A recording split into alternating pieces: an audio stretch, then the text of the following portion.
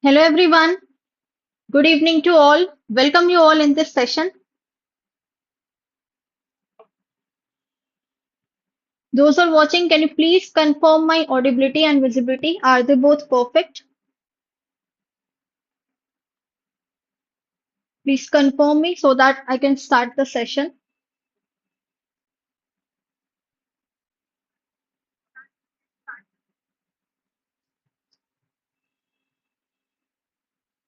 Yes, I hope everything is fine.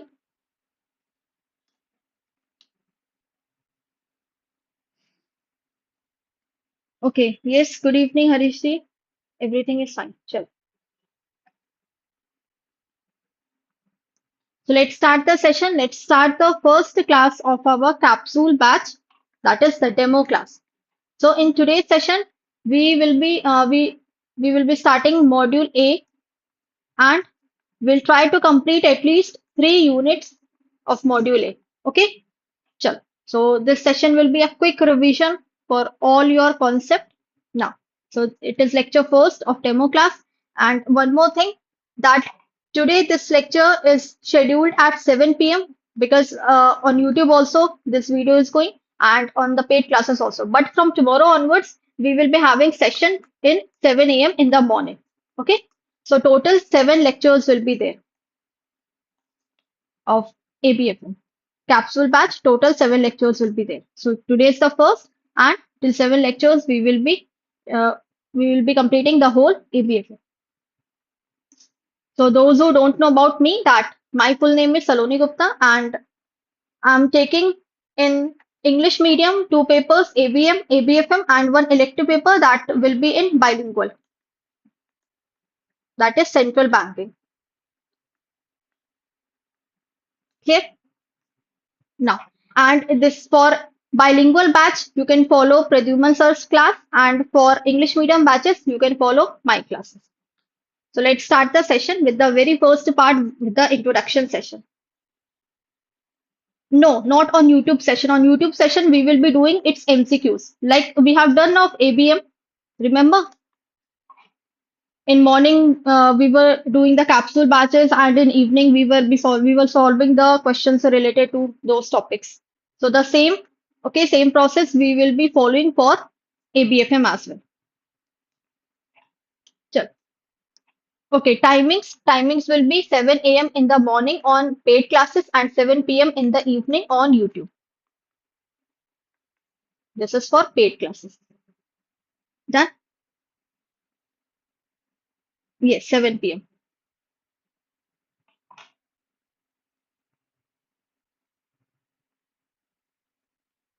Okay, chal. So let's start the session then with the introduction part. Now, management is what?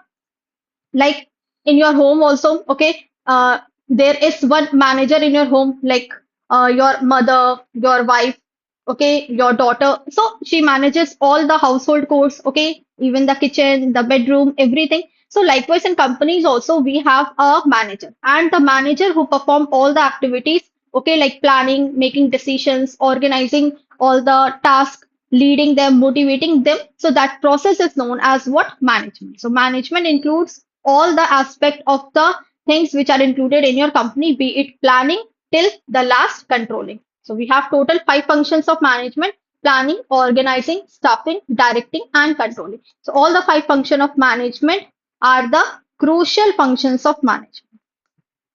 Now, so according to Henry Fayol, important, Henry Fayol has said what?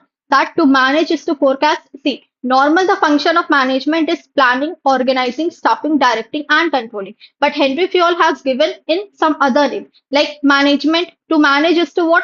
To forecast and plan. This is the first function. Then to organize, second. To command, third. To coordinate, fourth. And the control is fifth. So only the names have been changed. Rest of their work is all same in the Henry Fayol's language. Clear? Now, features of management. So again, management is what? Goal-oriented process. So you have a definite goal, you have a target which you have set for your company, the objectives which you have set for your company. Now you want to achieve these objectives, these target. That is why you are working on it. So you have a specific goal. It is pervasive means what? It is found in everywhere. Like you are the you are at the top level, okay, there also the management is. If you are in the middle level, there also management is. So in every levels of management, the in every levels, okay, the management is there. Now multi-dimensional is what it functions on different dimension. It is management by people also, management by work also, management by objectives also, management by exception also. So it has different dimensions. Now, continuous process means what? It is an ongoing function. It's not a one day activity, or you can say one time function. It is a continuous process. It continues till your organization does not come to an end. Okay. If your organization is winded up, if it's liquidate, then only the management function comes to an end. Otherwise, not. Now, group activity, that more and more people are included in it to form a group. They work as team. They work in group together. Then dynamic function. Dynamic means what? That changes. So we know that if we are in the system, in a particular system, so it's not that will system will always be same forever. No, that system will change. So similarly in organization also, the planning, the thinking, the organizing activities, taking decisions, they will also change according to the changes taking place in the outside of your environment, outside of your organization. And next is intangible. That is, you cannot see them, you cannot touch them. What you can do is you can simply feel them. That is intangible in nature. Clear? Let me check on YouTube. Any comments?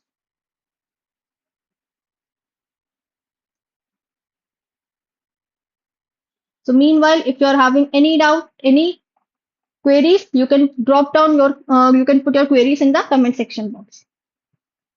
Now, again, function. So total we have five functions: planning, organizing, staffing, and separately we have the chapters for these functions. So these functions are very important.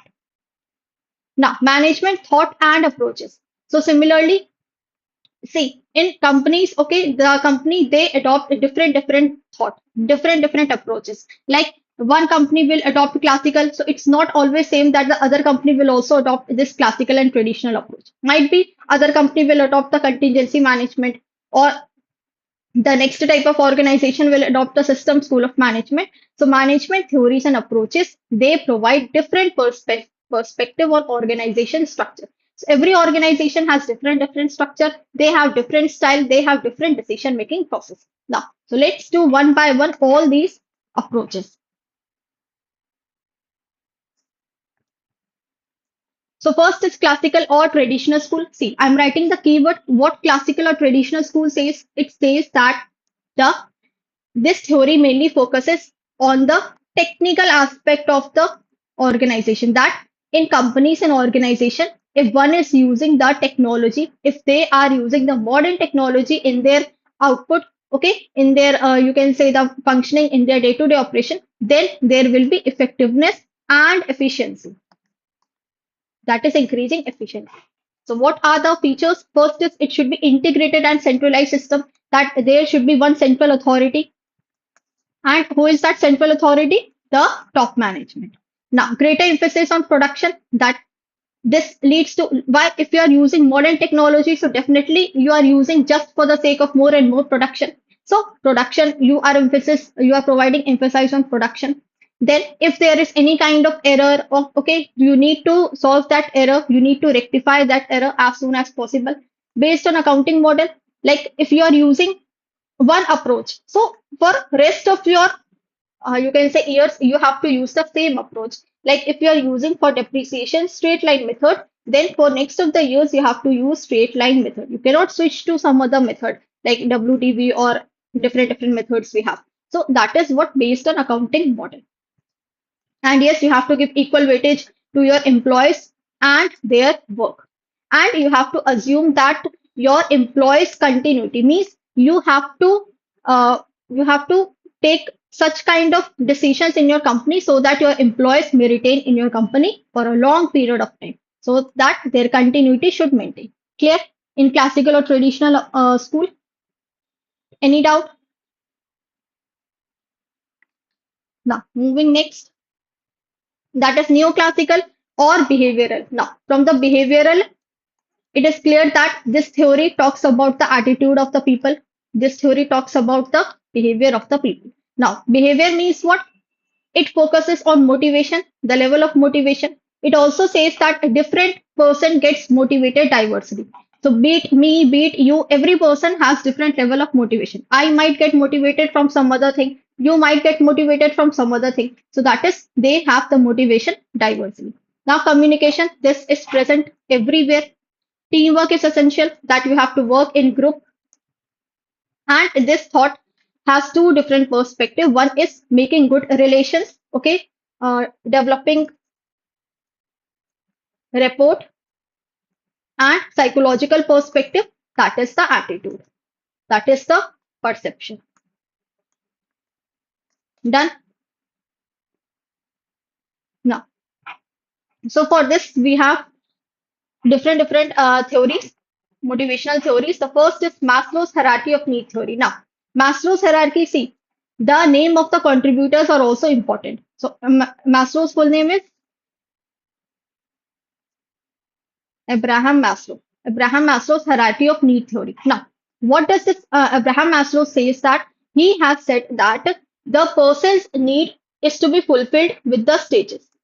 Now, once he or she has moved to a certain level of stage, if that motivates him, if that person fulfills that level of need, then only that person will move to the next level of need. Likewise, once that person has fulfilled its second part of need, then only that the third part of the need will motivate him and they have to fulfill that. So that is the motivation. The needs will go in a proper hierarchy, in a proper stage. So it goes from the bottom to top. Okay, so this is bottom, the first stage, second, third, fourth, fifth.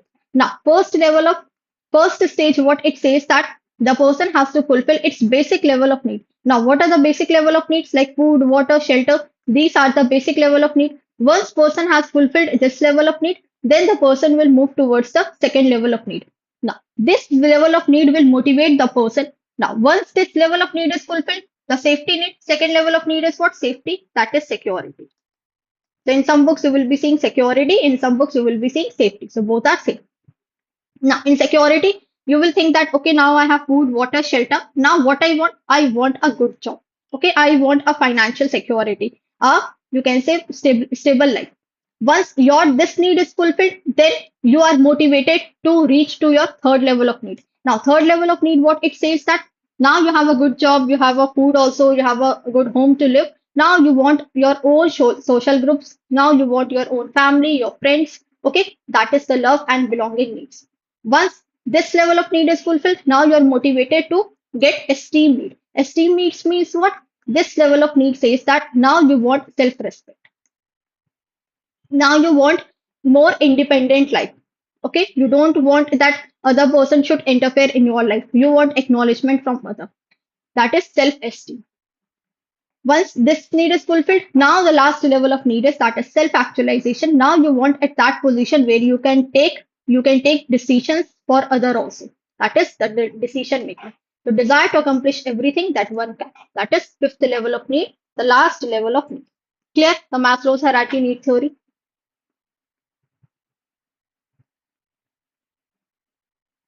So given by Abraham Maslow.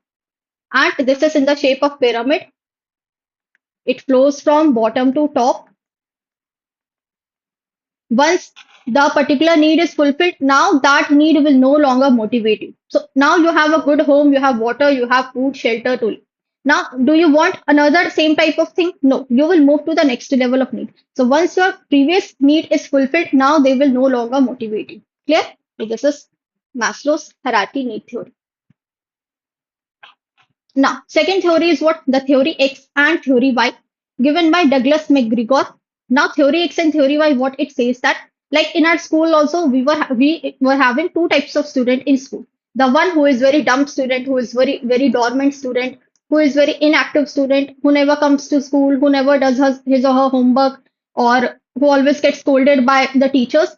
On the other hand, one type of student was that like who was very studious, who always want to become the monitor of the class, and who always comes to school early, who always score good marks in the class. So likewise, in the companies also we have two types of employee. One employee who is very dumb, who are very lazy, And on the other hand, the second type of employee who are very active. So these employees are being stated as theory X. So theory X are such type of employees who don't like to work. They are very lazy. They are unambitious. They don't have any kind of ambition. They are self-centered, means they are sometimes they are selfish. They avoid responsibility. They don't want any kind of task to be done. They only focus on lower level of need. They see that, okay, I have food, basic level of need is being fulfilled. Now I don't want to move on the self-esteem or self-actualization need. I'm okay with what I have right now. On the other hand, theory Y, they are the type of people who want more in their life. Although they have, but still they want more in their life. They want a good life. They always seek responsibility. They are very creative. They give different ideas in the business. Yes. Then they satisfy, in addition to the lower level of need, they satisfy their higher order needs like social esteem, self-actualization. External control and close supervision is there. So person wants their such kind of employees, they want close supervision from their superior. Whereas these employees are self-directed and self-controlled. They don't want the close supervision. They are self-motivated and they lack self-motivation and they lack creativity and resist to change. Resist to change means what? They don't want any kind of changes that is happening in their organization culture. Clear?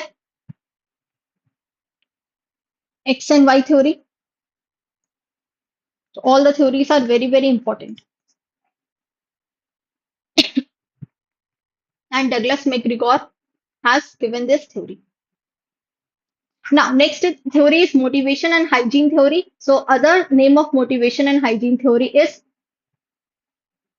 first, this theory is given by whom? The Hertzberg. Okay, Hertzberg has given this theory. It is known as two-factor theory. Next, it is known as dual factor theory and the Hertzberg factor theory. Now, Hertzberg says that there are two factors needed in the working structure. The one is hygiene factors and the second is motivation factors. What this person has said that if hygiene, wait,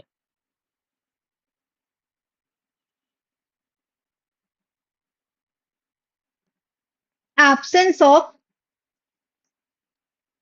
okay, I'm writing hygiene factors, absence of hygiene factors will lead to dissatisfaction. Okay, the one which I'm writing is very important. Absence of hygiene factor will lead to dissatisfaction. Whereas presence of motivation factors will lead to satisfaction. Clear? If your hygiene factors are absent in your company, then definitely you will be dissatisfied. Like if you're not getting salary on time, if you are not getting a good workplace to work, if you're not getting the proper system, okay, if you're not getting the lunch break, the tea and snack break, so definitely you will be dissatisfied. But if motivation factors are present in the company, because you have not expected those motivation factors, but if those motivation factors are present in your company, then you will definitely be satisfied. And once you are satisfied, so you will always be ready to work more and more. Clear? What this theory says that the Herzberg theory states that certain elements within a workplace lead to job satisfaction. That is this one, motivation, while other leads to job dissatisfaction. Now, what creates job dissatisfaction? That is the absence of hygiene factors. So these are motivating and hygiene factors like achievement, recognition. Your work is motivating you to perform more, job advancement theory, growth opportunities, and these are some hygiene factors. Clear? So you have to remember what comes under hygiene factors and what comes under motivating factors. Now, next we have quantitative school or management science. Again, from the name itself, it is very clear that is quantitative means where numbers are involved. Now, where numbers are involved means what? Statistics or use of mathematics. So this Theory emphasizes the use of mathematical and statistical models for finding what solutions to your management level problems. Now, these are the features that is involved under this quantitative school. Creation of model, the theories and hypothesis. Hypothesis is what? Making assumptions. So these assumptions may be right, may be wrong, may be right, may be wrong. So making assumptions is known as hypothesis. Collection of empirical data. Empirical means the data which you have gained from experience. Okay, like you have seen that in in the pandemic time, 2020, 2021 era. So there was very, you can say the less jobs were there, unemployment was very high. Okay, then many employees were laid off from their job. So that is what you have that experience that if something like happens in our nation, so this may be happen in our company also. Development of mathematical statistical models, experiment in controlled environment, such environment where you can control your things. Testing with variables. So we have independent variable and dependent variable. Now, you can manipulate your independent variable to see the effect on dependent variable. Like the best example for IB and DV is independent variable is, let's take an example, the teachers. And dependent variable, let's take an example, students. Now, how much students are scoring in their exam, it depends on the way the teacher have taught that subject. If teacher has not given, you can say, full potential, then students will not bring the good marks. So that is independent variable. So if one teacher can change their way of teaching, their method of teaching, their technique of teaching, so that student may get good and more good marks. So that is, you can change the teacher, but you cannot change the student. So students are entirely dependent upon teacher. So that is testing or changes in variables. So you are changing an independent variable to see the effect on dependent variable. Like we have sales, cost, then variable pay. Okay. Then we have profit. So if you are making changes in sales, like sales is independent variable, then the cost will also change. The variable pay will also change. The profit will also change. So that is IV and DV. Hope so. This is clear to you. Clear the quantitative school of management.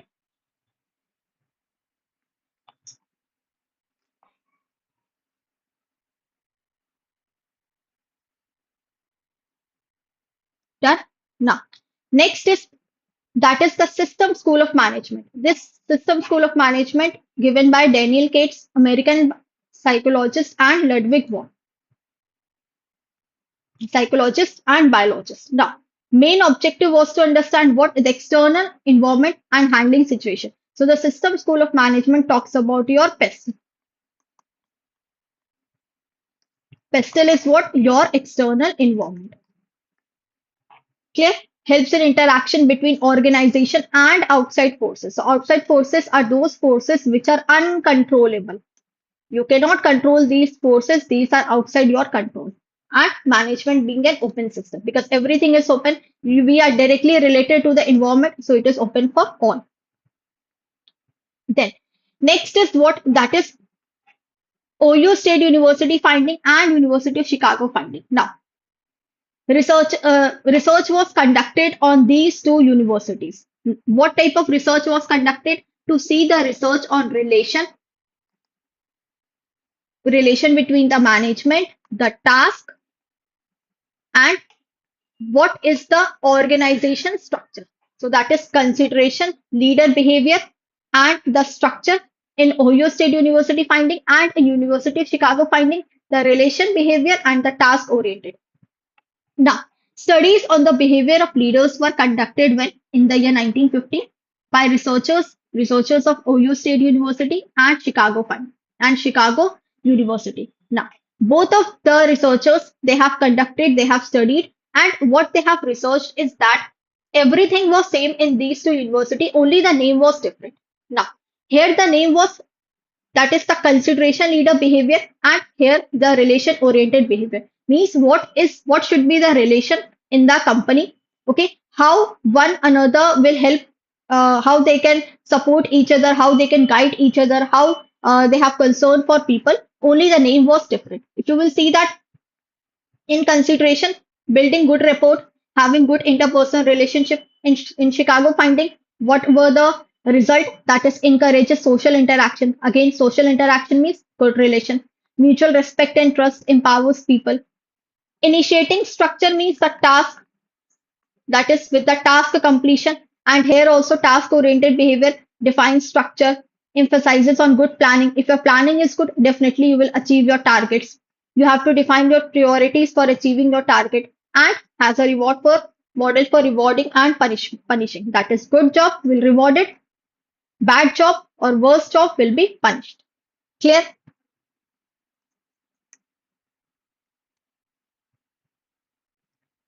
Now, next is total quality management. So, total quality management, what it says, what this theory says that, like, whatever products we are offering to our customer, it's not important that we are offering the quantity wise. What matters is that we should offer the products, the standardized products, the quality wise product. Means the quality should be very high in those products. So TQM, the full form is total quality management and given by, okay. First, let's see this. TQ focuses on the management of an organization for delivering what high quality products, and four main elements are there. First is employee involvement. If employee will involve in your product, definitely they will work, they will try to improve the quality of your product. So employee involvement matters a lot. Then customer focus, that is, we should make such product which should be customer oriented. Okay, we have to take care of the customers, you can say preferences, their taste and preferences, what they like and dislike. Then the standardization, that is the quality. And once you have maintained the quality, then it is required that you have to do the continuous monitoring of those products. Clear? So likewise, for this 14 principles are given of TQM, and these 14 principles are given by whom? W. Edward Deming. The name is important, and 14 principles are also important. So these principles, known as Deming's 14 points, provide a framework to improve the quality and productivity in the company.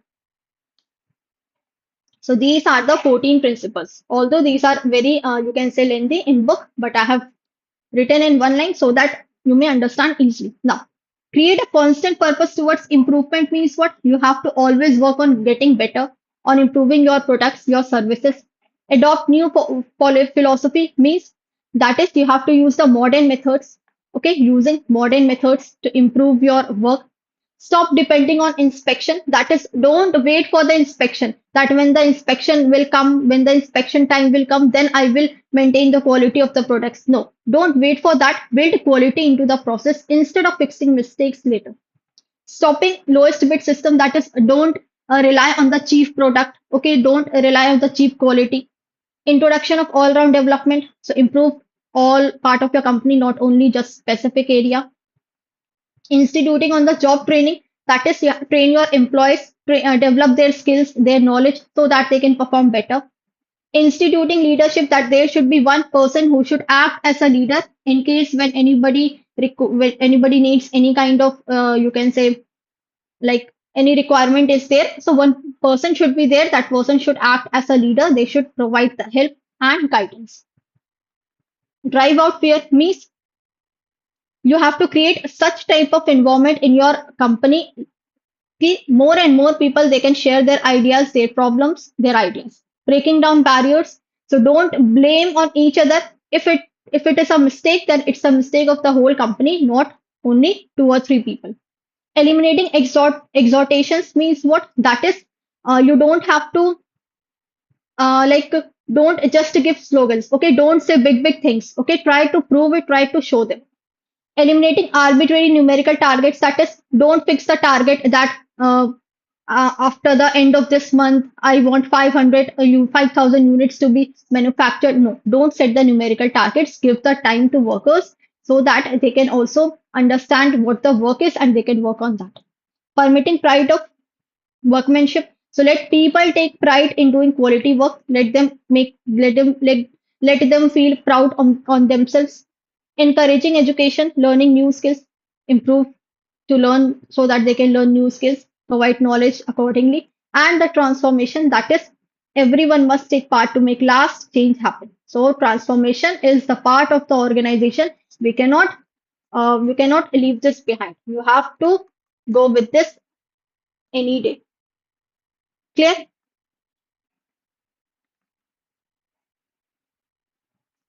So TQ principles of TQM are just have a read once. Just to read once. Okay, then I'll move to the next slide.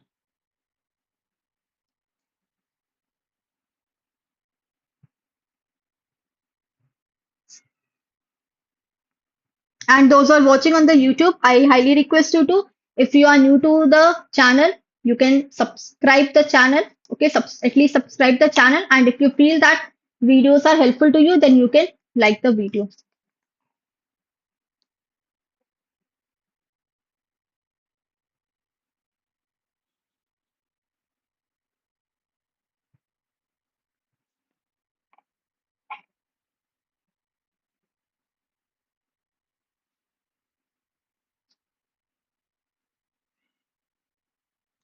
Now, next is what that is business model. So yes, every business has different model. So business models are what? These are the things create value value to your company. Okay, that will generate more and more revenue, and it will ultimately, lastly, it will manage your cost as well.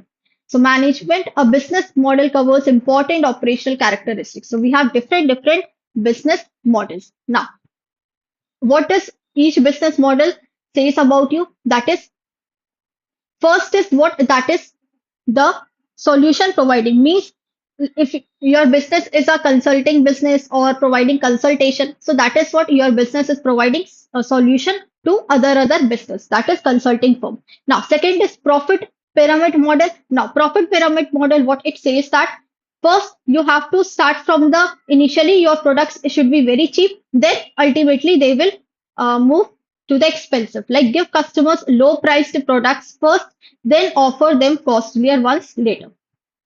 Like we can take the example of you can say the online businesses. So what they do, they offer free basic services to attract a large audience, and then they offer their premium services, premium products.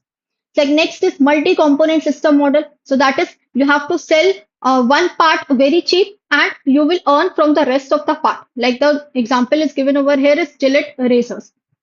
So razors are what? They are cheap, but their blades are expensive. So you will make profit from where? You will make profits from the blades, not from the razor. So you sell razor at cheap price and make profit from its blade. Because see, razor, anybody, they will purchase razor once or twice, but blades they will purchase regularly. So the product which the consumer will purchase regularly, you have to sell that in very expensive price. Or we can say the HP printers. Like printers are cheap, but their ink, the cartridges are very high.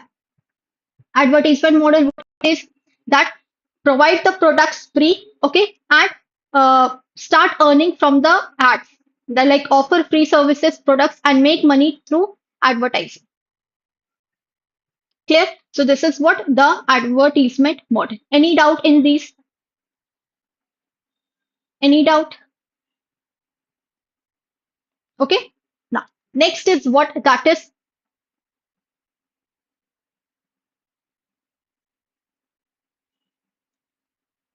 Okay. Now, next is what that is the switchboard model. So switchboard model, what it says that the person act as a middleman model. So they connect with many different buyers, with many different sellers, and they earn commission or fees. Like I'm the distributor.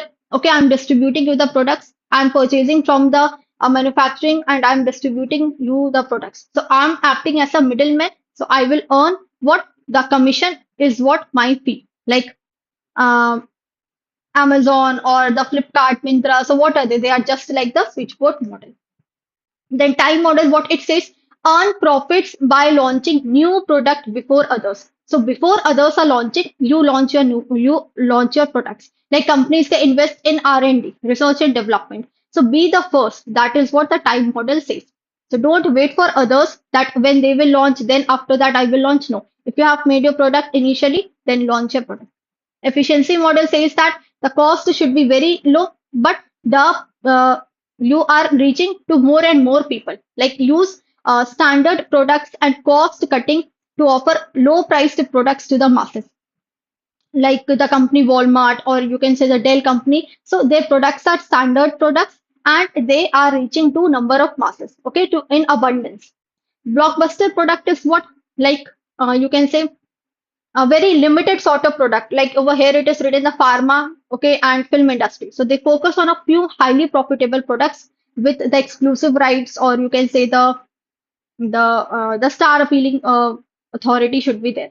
Now, profit multiplier model, what it says that the idea should be one, but its usage should be many different places. Like if you will see the Disney cart, okay, Disney. Now Disney used cartoon characters in movie. Okay, they use cartoon characters in the theme park is there. Then you have seen in girls a t-shirt. The you can say the images are there of that. Okay, so merchandise. So all are what? These are the profit multiplier model. So develop one successful product and expand it to different other areas. Clear? Any doubt in all this? Now, entrepreneur model, what it says that it offers the specialized products or services, like uh, means there are many different big companies. Okay, in entrepreneur. So entrepreneur, what it focus more on R&D product. So on R&D product is what high risk is high, growth is high. So they offer unique products in those areas, like in big companies, and they make their more growth potential wise. So that is entrepreneur product model. Then last, that is de facto industry standard model. What it says that you provide your products at a cheaper price and earn from that product later on. So offer free or very cheap products to to capture the whole market and later sell that product on a very high price, like Microsoft. So these are what the example of your different business model. Clear? Any doubt in all of these business models?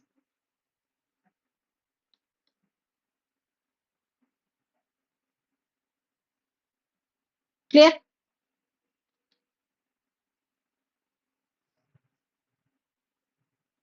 So all the examples are important. Now, so let's move the managing the change. Now, what managing change means, what says Heraclitus says that like 2500 years ago, there is nothing permanent except change. So change is that what is permanent means everything, every time there the changes will be there. So management is also about managing change. Why? Because management environment is dynamic. It is not static. Dynamic means what? It keeps on changing. So new products are there or any technology changes is there, employee management is there. So we have to manage the change. We have to do the changes in the environment and accordingly we have to manage the things. Now, next comes that is strategic management. Introduction of strategic management. So strategic management, we have studied what is management. Now, when you are making different strategies, okay, when you are framing strategies for those objectives to achieve, that is known as strategic management. So strategic management is what, that is the you can say the objectives, the decisions which you are making for your company, for that decisions, for that objectives, for that targets, the strategies which you are formulating, how to achieve those targets, that is the process which you are making, that is known as strategic management. So important process by which firm manages its formulation and implementation of strategy. So in strategy also we have different elements that we will be learning in coming slides. And in the words of Andrews, corporate strategy is the pattern of decision that determines and reveals its objective. So in the name, who has given this definition? The Andrew in the year 1980 has given this definition. Now, next we have mission. So what is mission and vision? Mission is what? Mission talks about the present, that what is the mission of your company, okay, its core purpose and how, if at all, its mission will change its future. So it talks about the present, that what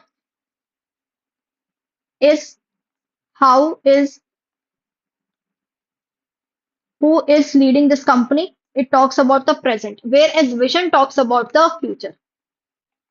So it talks about the future direction, what it tends to achieve, means how I will achieve, where I want my company to see in the next decade, okay, or in 2 decades. So I'm seeing my company after 2 decades here. So that is what your vision. The planning which you are, the things which you are planning for your vision, that is for your future aspect, for that is futuristic. And mission is what? That is you are seeing your present. Now, present is what?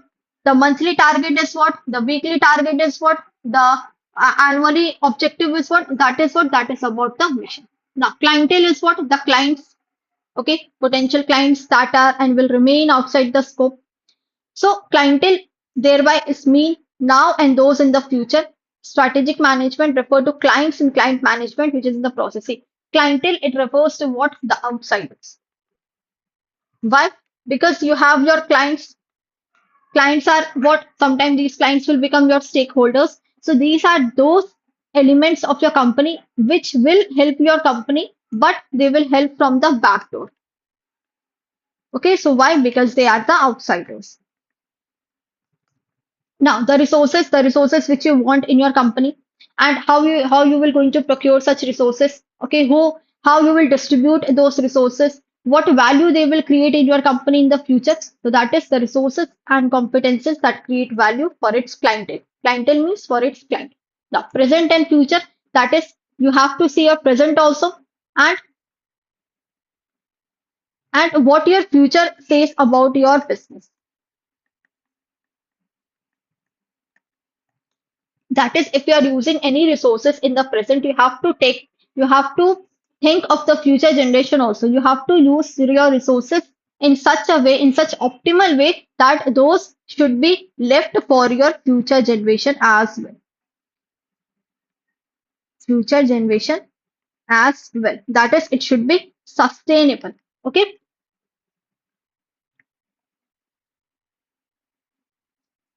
Then, any doubt?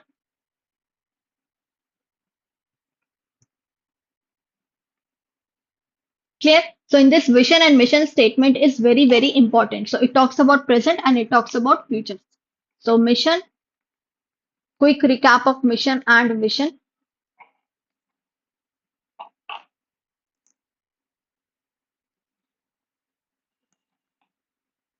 It talks about present and vision talks about, tell me quickly,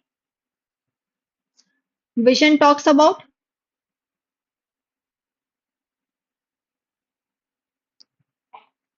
that is future.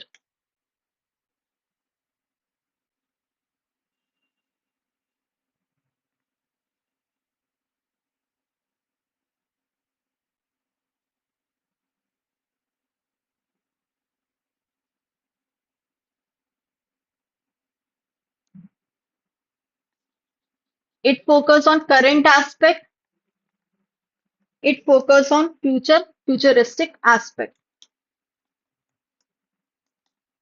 It tells you, it tells you what and how. And vision will tell you why. It talks about day-to-day activities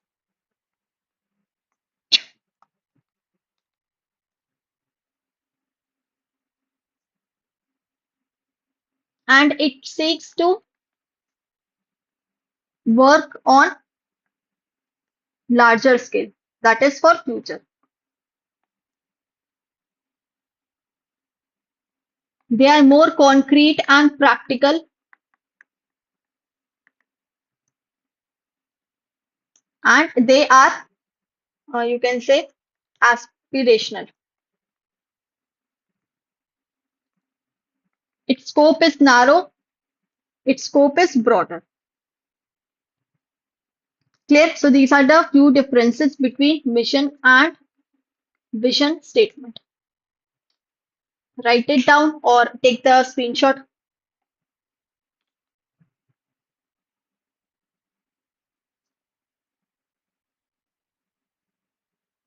Yes, future. Now, next is the elements of strategic management. So we have four elements of strategic management. That is the scanning, environmental scanning, okay? Then formulation, implementation, and strategy evaluation and control. So scanning means what? You will properly you will analyze, okay?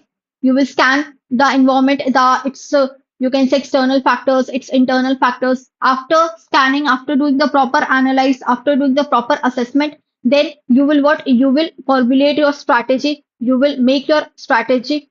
After making your strategy, after formulating your strategy, you will implement those strategy that is put into action.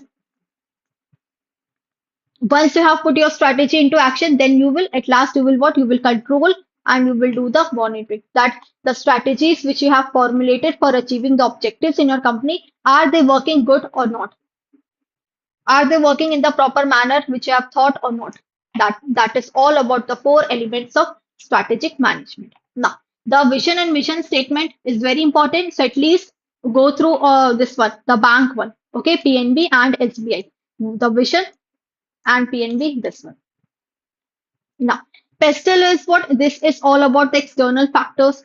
We have two factors, internal and external. So external, in external, the six elements are there. Pestle, P stands for political, your government policy, law, political stability. Then economic, we have interest rate, exchange rate. Social, we have the related to society, cultural barriers, the age, distribution, taste and preference of customers.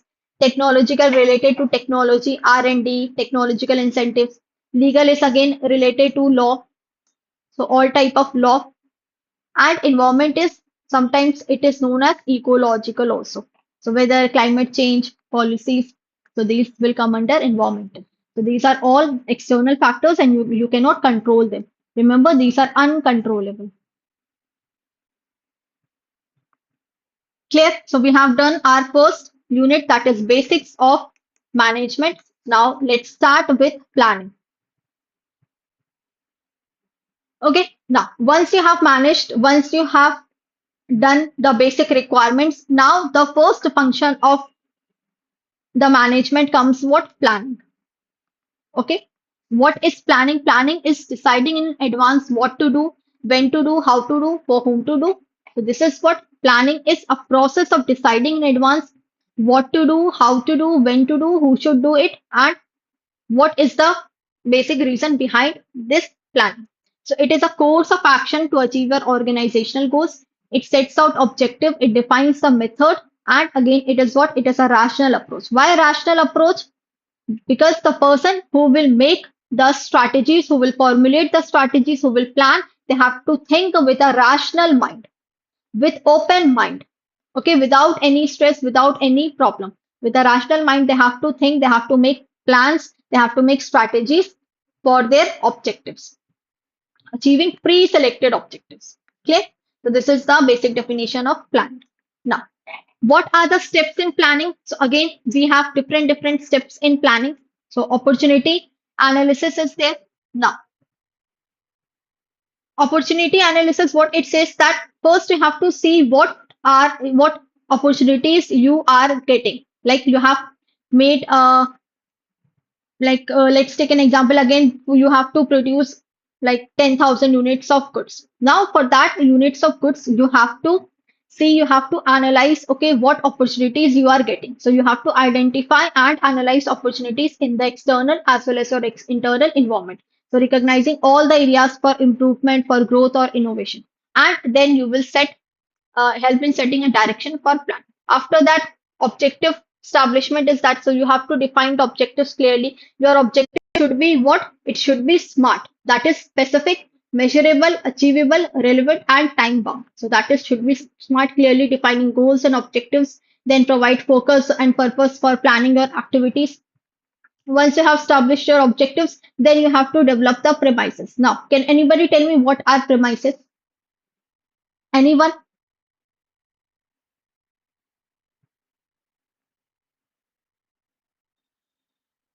What are premises? So premises are what? These are just the assumptions about your future environment. So it includes the forecasting, it includes prediction, basic policies, reviewing existing plans. So premises can be internal also. In internal, you have your resources, the uh, you can say the capabilities of person. So these are internal, and external are what? Again, the pestle, the market trends, regulation, laws, all this. After that, we will identify the alternatives. You will list out all your possible course of action or strategies to achieve objective. Like for making 10,000 units of shirts, okay, you have different alternatives, that you will go with the, you can say, with 10 workers, or you will go with your 5 workers, or you will distribute this work, okay, like you will, uh, 5,000 units of production you will distribute to some other department. So what you will first, you will identify the alternatives which is good for you. Encourages your creativity and flexibility in decision making. Then after that, you will assess each alternative by analyzing the cost, benefit, risk. Okay. You will analyze that two times if we are manufacturing 5,000 units, it is cost effective, or at one time we are making 10,000 units, it is cost effective. So you have to analyze. So again, quantitative and qualitative tools are there which will help you to evaluate your alternatives. Once you have done the evaluation, now it's time come that you have to select the best alternative. So choose the most suitable alternative that matches with your objective, your resources, and environment. So these will be again from how you will choose that with the help of qualitative and quantitative judgment. Then you will formulate the plans, that subsidiary plans, the primary plans are there to implement the main plan. If your main plan is to launch any unit, okay, launch any product. So now derivative plans may include like marketing plans, then hiring plans, then what is our operational plan, logistic plans. So these are your secondary plans or derivative plans. So that is formulating derivative plans means what? That is your secondary plan. Now, follow up and reviewing the plan again. That is, you have to monitor the activities. You have to monitor the implementation of plans to ensure your progress, making adjustment if there are deviations or any kind of challenges, and also ensures flexibility and continuous improvement. Then, any doubt?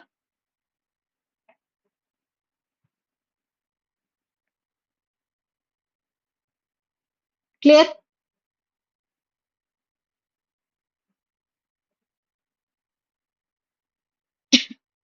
Okay. So let's move now forward to. So this is SMART goal. Your goals should be specific, means to the point. It should be measurable, means you can measure that in quantitative also, in qualitative also. Okay, measurable means in quantitative terms. Achievable means the goals should be such that you can achieve. Okay, realistic means it should be logical, not illogical, and timely means within the time frame. Within the time frame. It's not that like the order is for next month and you are giving that order in next year. No, you have to frame the time, and within that stipulated time, you have to fulfill your targets. You have to achieve your goals. Clear? So SMART full form is very, very important. Now, next we have what? That is advantages of plan. So now advantages means what? Again, the merits of planning. So first is what? That is coordination of all your activities.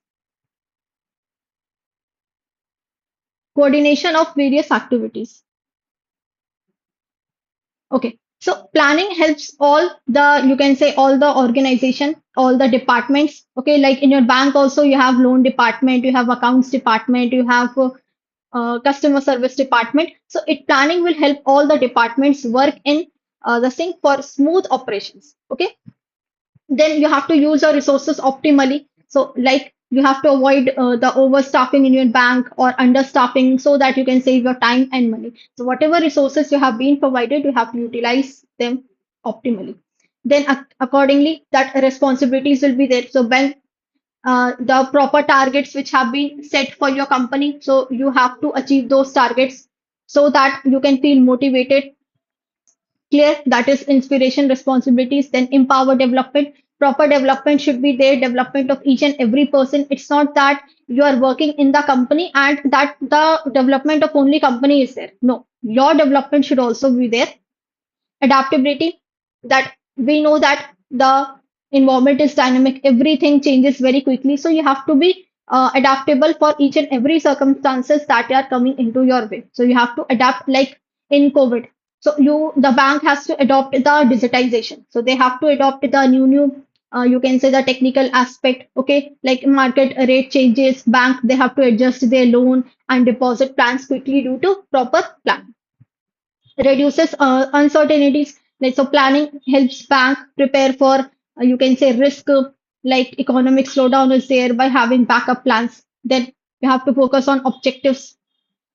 Again, objectives are what that is what your main objective is. Okay, what after fulfilling for this main objective you have made your you can say like secondary objectives. So you have to focus on your main as well as your secondary objectives so that you can work in that manner and you can achieve your goals. Now, facilitates controls are what? That is the manager who is at the top department. So managers will compare the actual performance with the planned targets, and if not done, then they will take action if needed.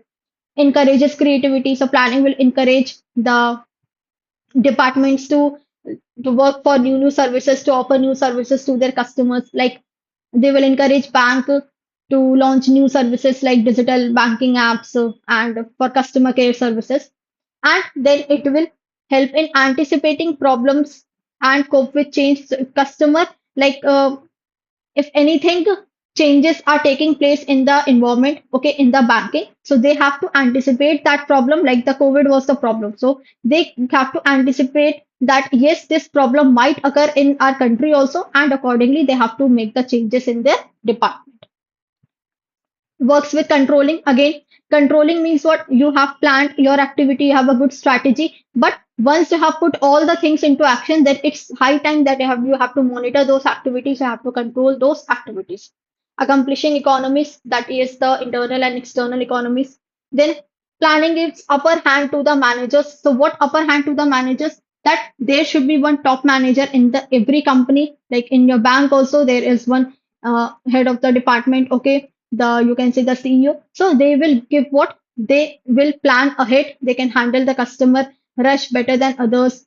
So a manager should be there. And planning works on workers' morale, that is staff. They have to feel secure and confident when they know that the bank or any company they have a solid plan in their place. So they have to increase their morale also, their motivation level also. Clear? Any doubt in advantages of planning?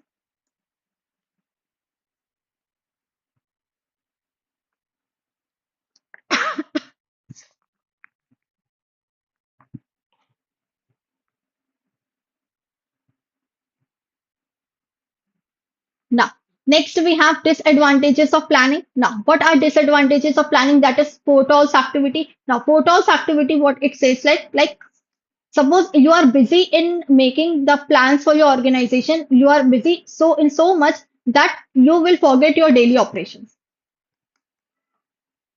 day to day operation work, whatever work is there for your day to day operations, day to day transactions, uh, you will hamper those work. That is photos activity. If you are busy in making a good plan, that you will forget your day to day operation. Lack of concern, that is again you have to see your customers also, you have to see your um, the you can say organization culture also. So there is what? Lack of concern. If the planning is not done, if you have delegated the planning to somebody else, if that person has not fulfilled your activities, okay, then what will happen? There will be lack of concern. So ultimately the whole blame will come to you. You have to be accountable for that. Hinders innovativeness. Yes, the planning sometimes bad planning will lead to the deterioration of the whole company. So that is why good ideas are needed. Sometimes what happens, the planning will lead to the bad ideas. It will result in trustworthy data. So if data are not trustworthy, like if you have entered the wrong data, or if you have uh, given wrong data to someone, if you have leaked the data, so again it will result in lack of that. Rigidity. Yes, once you have planned your activities, then you cannot change it frequently. So sometimes it leads to what? Rigidity. And it leads to, if it leads to rigidity, then there is less flexibility in the plan. Gives false impression, means the wrong impression on the organization strength. it is very expensive. That is, in planning you need a lot of time, a lot of cost, a lot of effort, so it ends up in very expensive. Interdepartmental rivalries are there, like if there is no good relation, no, you can say the proper report is there, then interdepartmental conflicts are there, which can affect the effectiveness of planning. Human errors are there. If anything is recorded manually, there are chances that human can make error and it will result in bad planning. Rapidly changing, again, the dynamic environment, it reduces creativity. See, you have planned, you have done your 100%, but it does not guarantee you that this will work. This will give you the success. So planning does not 100% guarantee success. Time consuming, and yes, managers' daily work will be affected when they have involved in the planning process. Clear? The disadvantages.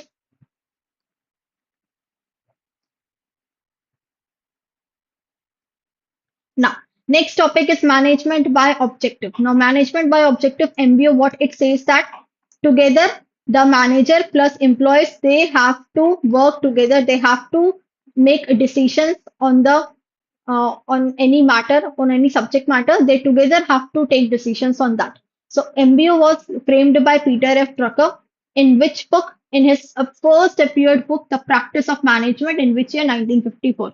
So three questions can be put up from this particular statement.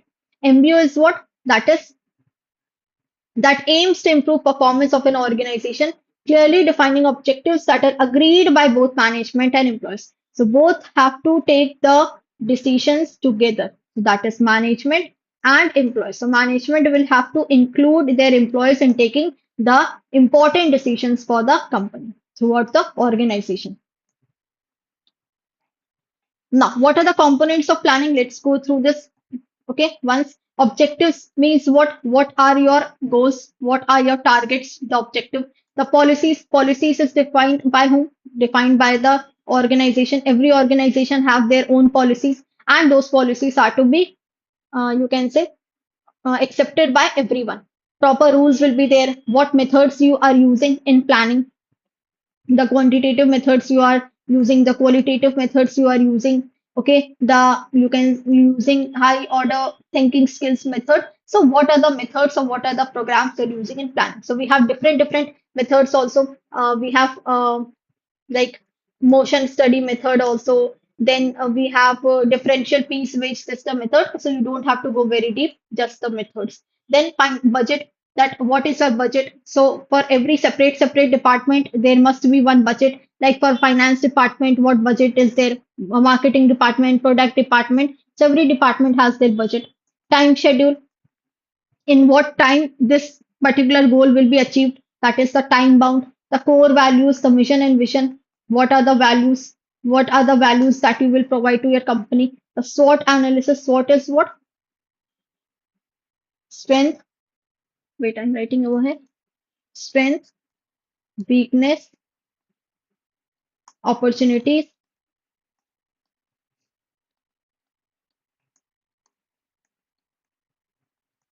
and threats. So remember, strength and weaknesses, these are internal, okay, and opportunities and threat, these are external. What is the strength of your company? What is the weakness of your company? These are the internal aspect. Whereas the opportunities, you get opportunities from outside also. The threat, the danger sign you get from outside. So these are external. And the management, that is this. If the management is good, if the management is participative, then everything will go in proper direction. But if your management is not good, but still you are working, you are giving your 100% input, so all those input will go in vain. Why? Because your management is not supportive. Done. The components of planning.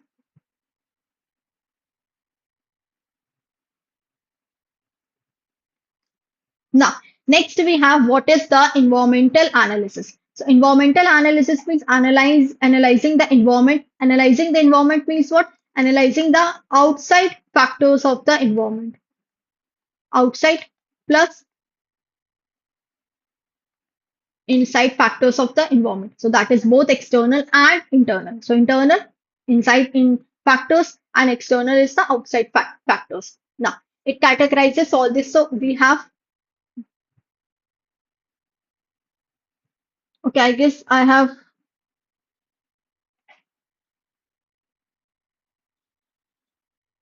Wait, let me draw one chart so that it will be clear to you.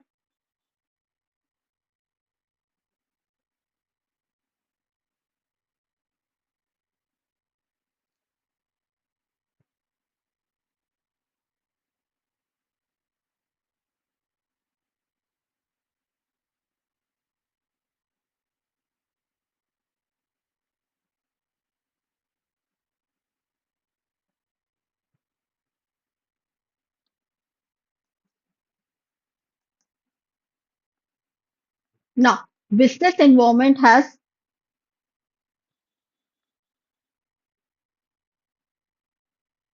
two factors.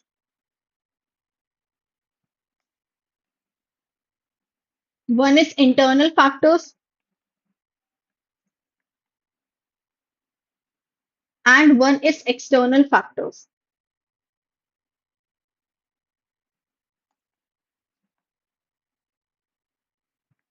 So, in internal factors, what are the things that are included in internal factors? Can anybody tell me quickly?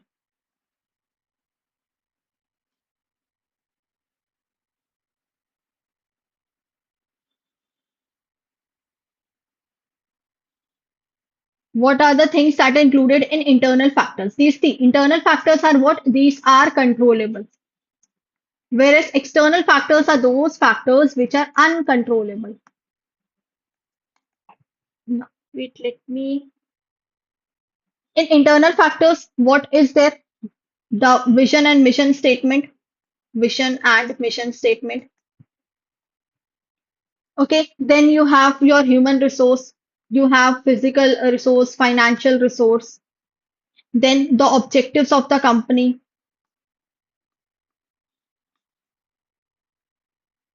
then you have labor, employees, HR, then you have the company culture, company's values, tradition, approaches. So these are what? These are the internal factors of the environment. Now, external factors are divided into two parts. One is micro and the another one is macro. Now, micro is what? It is for specific thing. Like the if I say I want to do the study of one individual in the market, so that is micro. If I say I want to do the I want to study the you can say the behavior of all individuals in this particular region. So this is what? This is macro. So it is specific and it is general. So in micro, what are the external factors? The customers, specific customer, the specific client, then shareholders,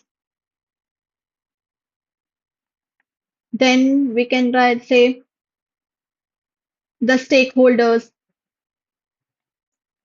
then suppliers. Okay. Now in macro, what you have? In macro, you have pestle. And you know the full form pestle, political, economic, social, technological, legal, and environment, and sometimes ecological. Clear? So this is the chart of business environment. Clear? So if you are analyzing the environment, if you're doing the analysis of environment, it means you have to study the internal factors and the external factors of business environment. I hope this is clear to you. So either directly, indirectly through your customers, suppliers, competitors. Now, so in internal environment, you have all these things which we have already done right now. Physical resources, those resources which you can see, plant and machinery. Financial resources means your stocks, your shares. These are your financial resources. Distribution network. Like if the people who are working in your company, they will have they if they have worked in the previous company, they have network in their that company also. So what we have distribution network, possession of all the assets, raw materials, intangible assets, human resource. These are the internal environment analysis. And internal environment analysis, one is the tool is there that is called CAIIB analysis. Now, CAIIB analysis is what? Like the what you have done in your currently and what was the expected, or we can say what was the standard.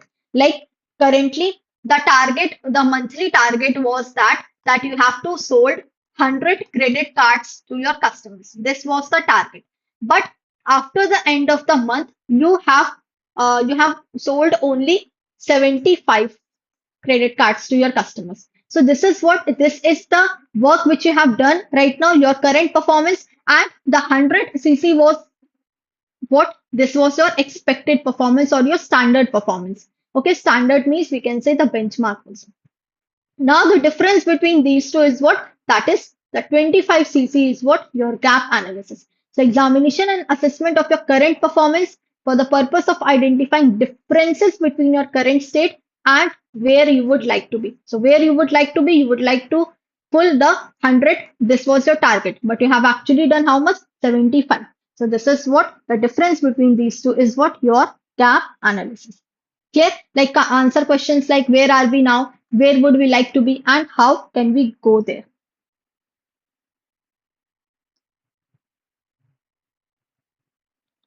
Now, SWOT is what? That is strength, weakness, opportunities, threat. So strength, things your companies does well. These are your strength. And strength again internal. This is internal. This is external. Wait.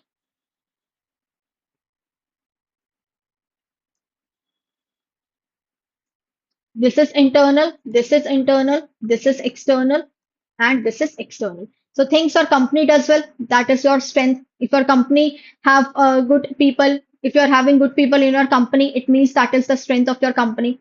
What qualities that separate you from your competitors, that is what the qualities like if I say you are the your company is customer driven company. Now customer driven company means whatever services and products you offer to your customers, you those services and products are what? Customer oriented. Okay, that is made according to the needs and demands of the customers. Internal resources, if you have skilled staff, if you have skilled labor, that is your internal resources. Tangible assets like IPR, capital proprietary technologies, these are the strengths. The weakness is what? That is if your company lacks something, and if your competitor is having that, that is your weakness. Things your competitor do better than you. You have resource limitation. You are not using your resources optimally. You have done more and more wastages. Unclear unique selling. Your USP is not good, but the competitor's USP is good. They have a clear USP in their mind. Opportunities are what? Like if there are few competitors in your area, then it is good for you, na? If like you have a business and likewise your business, there are five other business. Now you have to compete with these five competitors. But if this number is two or if this number is three, then it is good for you. You have to compete with only two or three.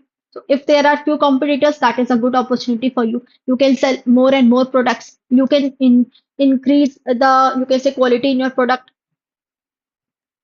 If the press and media is covering your company, that is good opportunity. But if the press and media is covering your you can say bad things of your company, so that is negativity of your company, that is the threats for your company. If you have made the products according to the taste and preference of the customer, but what happens? The customer's taste and preference changes quickly. So if that changes, then your all product will be of no use. So what are the threats? If their change and preference are changes, the customer's taste and preference changes. If there are more and more competitor in your area, that is the big threat. And if every time the laws are changing, the regulatory pattern are changing, the government policies are changing, again, that is not good for the company. So this is what the SWOT analysis. The SWOT and PISTL, don't get confused in these two.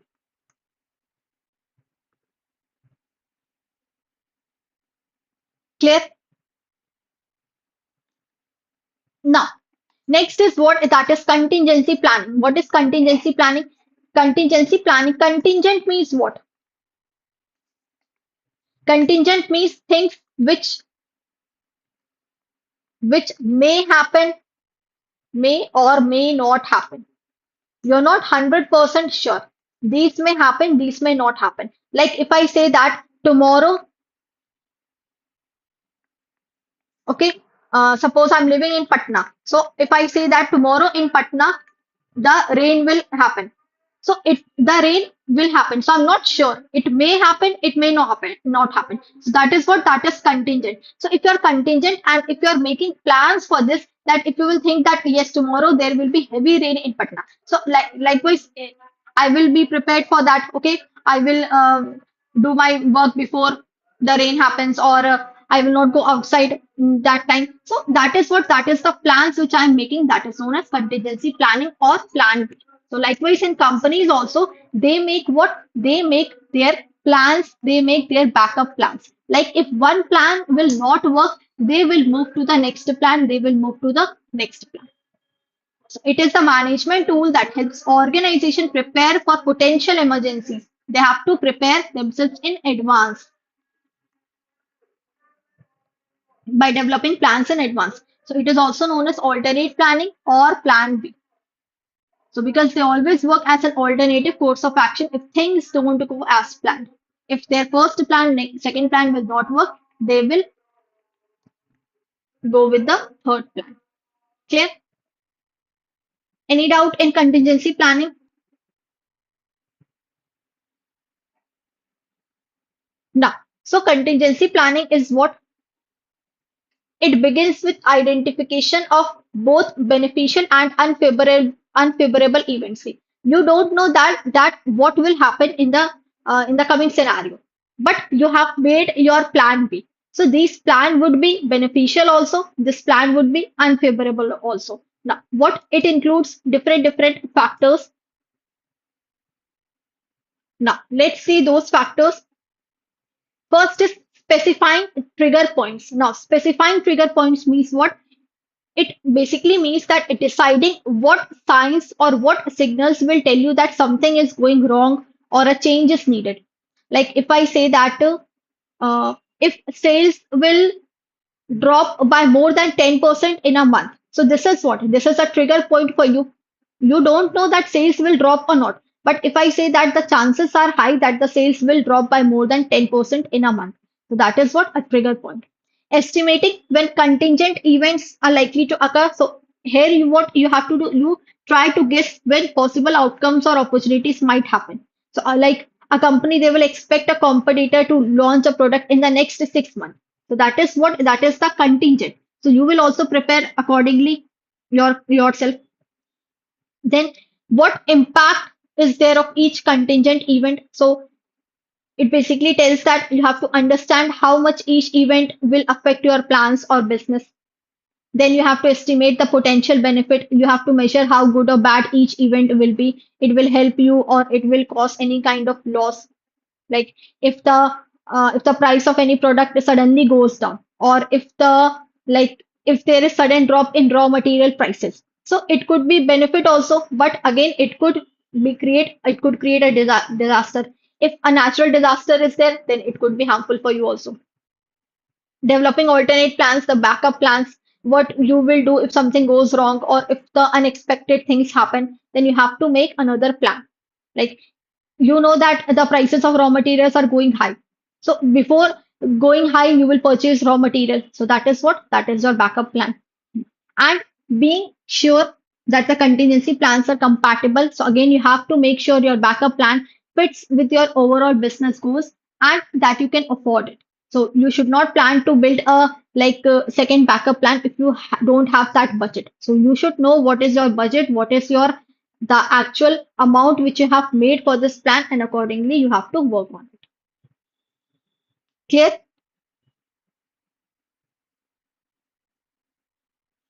Done the contingency planning. Any doubt?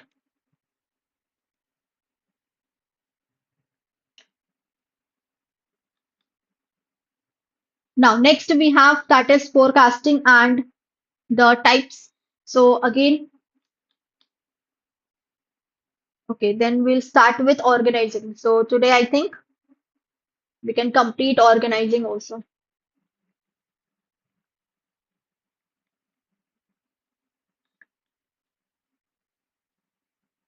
Okay. Now, so let's do with forecasting. Now, forecasting is what? That is making predictions for your future outcomes. Okay, so forecasting, we have different terms or types of forecasting. The long term also, the medium term also, the short term also. Now, why we do forecasting? Why we make predictions? Like if we for contingent plans, okay, for contingent plans, if we are making type plan B, or if we are making the alternate plans, we know that these are the things which will happen in future, which might happen in future. Okay, so this might word is what? This might word will help us to do the forecasting. And for this forecasting, for these predictions, you are, if you are predicting, if you are doing forecasting, again, it will take a time, it will take your time, it will take your effort. So likewise, we will divide these forecasting into different, you can say, uh, time period. So long term forecasting, medium term forecasting, and short term. So long term is for 5 years, 10 years, more than 5 years. So in long term planning, long term forecasting, you need a lot of research and development.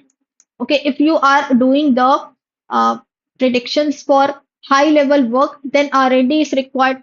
If you are planning for the product, if you are planning for any plant location, you need a lot of time. That is for 5 years, for more than 5 years. And it is based on qualitative, because we don't have that much data.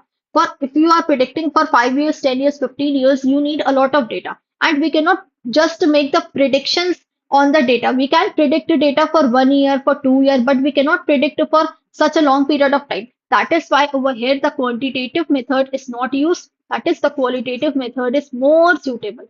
So principally judgment based method is there.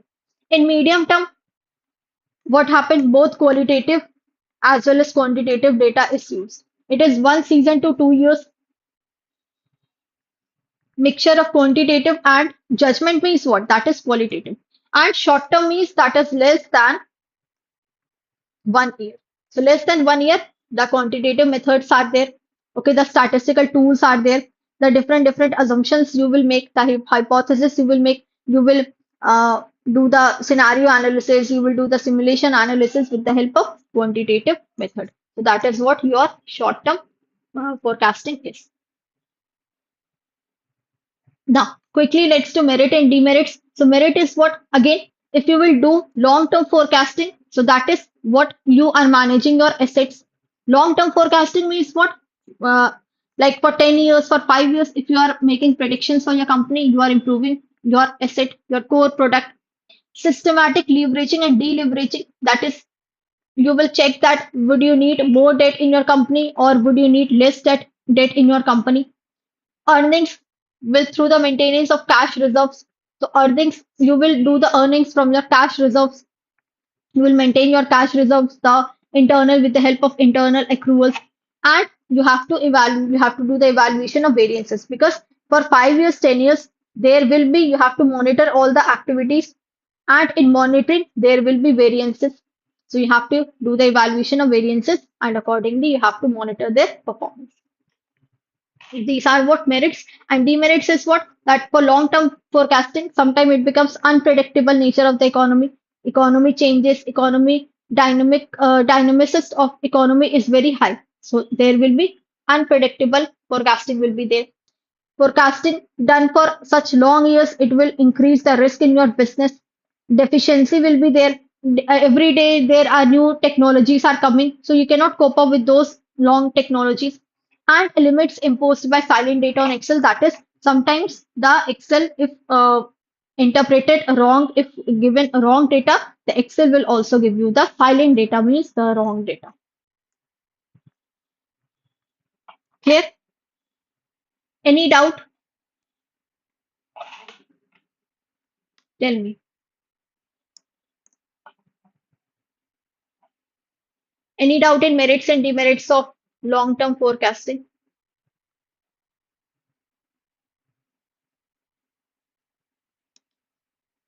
Clear? So these are all your demerits, that is in long-term forecasting.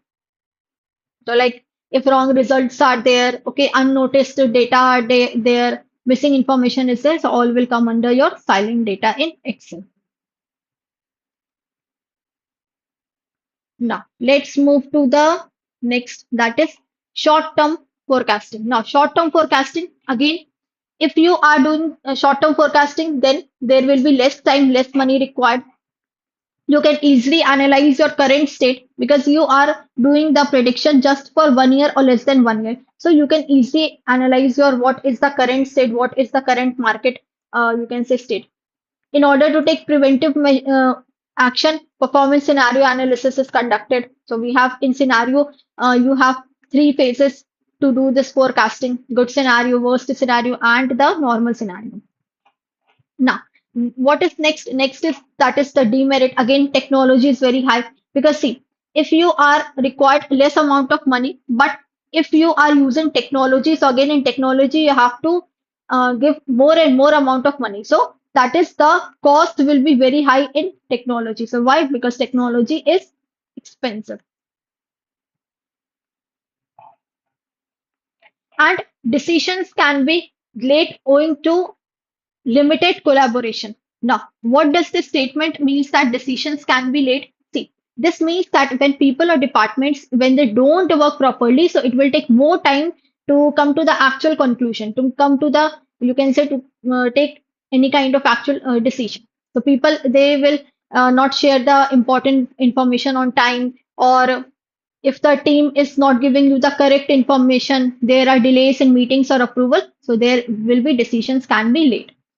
Payable account and receivable account. So we know what is account payable and receivable. So account payable is what that money you have to pay to others. Okay, and accounts receivable is what money others have to pay you.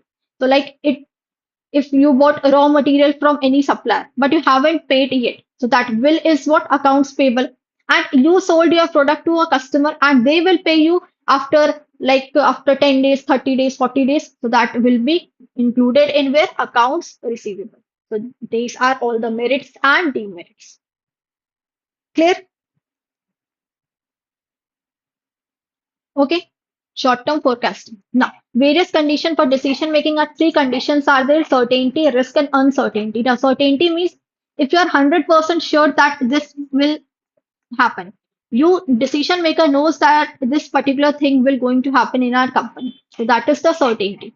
Risk, for this certainty, you have to take the risk, or if you have no sufficient information, if you are working, if you are planning, if you are doing planning, if you are making strategies, but you have don't proper information, or if you have information explosion, then what will happen? Risk will arise. So risk will be there to estimate the outcome decision will be taken, and uncertainty is what? That is if you're not 100% sure that things will go happen in a positive way, that is uncertainty. Clear? So actual selection of one course of action from different alternative is what? Decision making. So if you are given different options, but you have to choose only two option, two best option, and that is what that will work as your decision making. So if you are selecting good alternatives from various among alternatives, that is the decision making. Clear?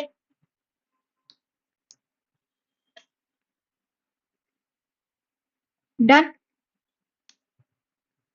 Now, so principles of decision making, we have three principles of decision making. These all are important slides. So principle of decision, what it says that it refers to the process and guidelines that managers use to evaluate option, choose among alternatives, implement the best course. Now, decision making, what you have to decide anything. Okay, if you suppose you are launching any product in the market. Okay, if you are launching that product in the market, now before launching that product, you have to do several, you have to go through several stages. First, you have to make the product, then you have to calculate its cost, then you have to put that all the you have to put all the actions on it. Okay, people on the action. Then after that, you have to do its commercialization. Before commercialization, you have to do its testing. After commercialization, and finally the people will receive the product and they will give what? They will give the feedback related to your product. So now in all these things, what is the principle of definition? That the stages which you are going through, okay, the process which you are making, the guidelines which you are setting for your product, that will come under principle of definition. So that You can choose among alternatives, implement the best course of action to achieve your organizational objectives. It involves both logical also, systematic approach also. Now, principle of evidence is what? Evidence means the proof. So this basically tells you that the whatever decisions you are making, do you have a proof of that, that yes, this will work good or this will not work good. So you have to see, you have to decide anything, you have to make decision on the basis of fact, not on the basis of emotions, not on the basis of any other thing. The authenticity should be there, the reliability should be there, and verifiable information rather than institution, tradition, or personal preferences. So you should have a proper evidence, okay, for making your decisions. Whatever decision you have made, you should prove your decision to other party. And principle of identity, what it says that, see, in your business there are multiple types of people are working. Now you have to take everyone's viewpoint. It's it, it it does not matter that you are using their viewpoint in your decision making process or not, but to take their viewpoint, at least they should always feel motivated that yes, they are also you are also giving value to them. So in decision making, it is important to consider with an open mind the viewpoint of all the people involved before taking the final decision. Clear? So these are all about principles of decision making. So we have completed 2 units. Okay.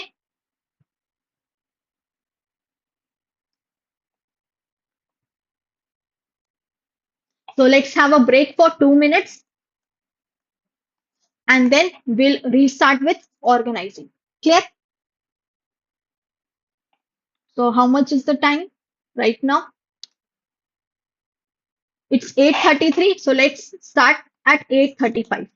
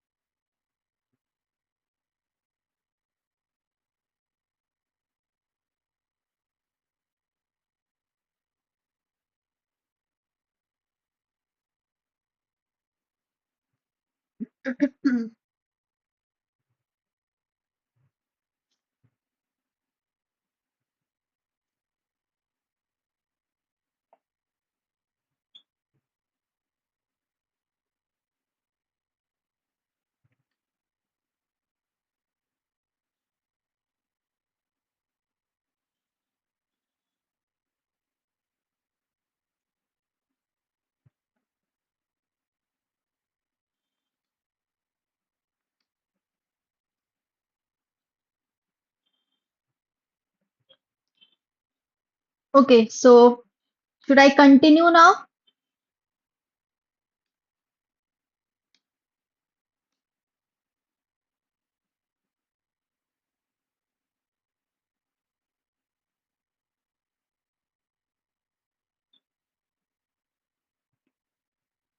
Yes. Now, so let's start with the third unit, that is organizing. And this is the last unit of today's session. Tomorrow in the morning, we'll start from unit number 4.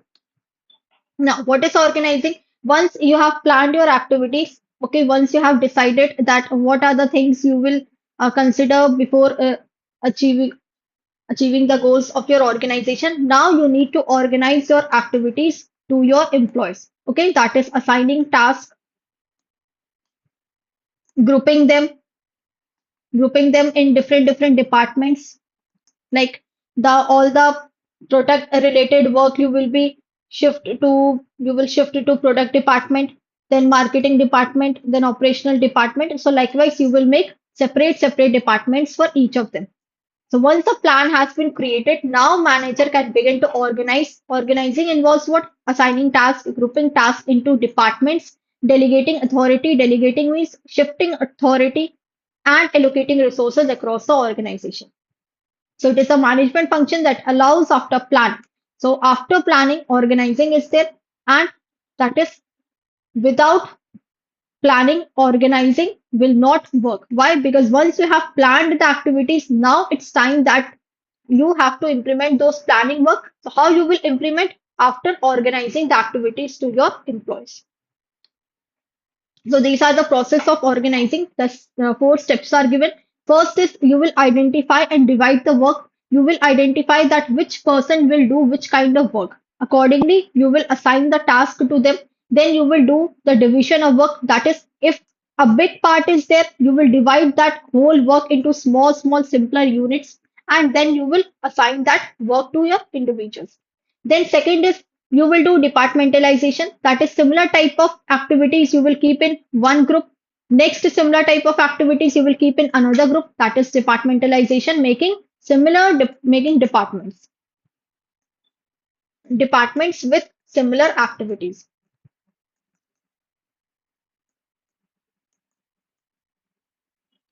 Clear?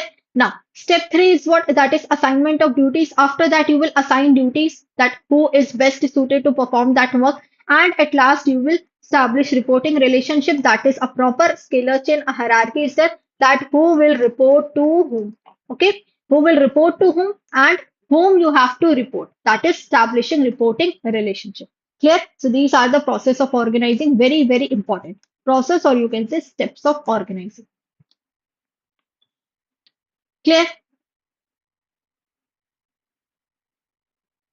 Okay. Now, next is principles of organizing. Again, very important. Now, when it comes to organizing effectively, certain principles are there. Now, principles of objective, what it says, a clear, crisp objective should be stated. Okay, clear, crisp objective should be stated, and it has to be communicated to all the people who are present in your company. Now, next is what? That is specialization. So again, work should be divided so that each person focus on what they can do best. Means proper in expertise should be there. Like the one who is good in maths, who is good in accounts, they have to be kept in the accounts department.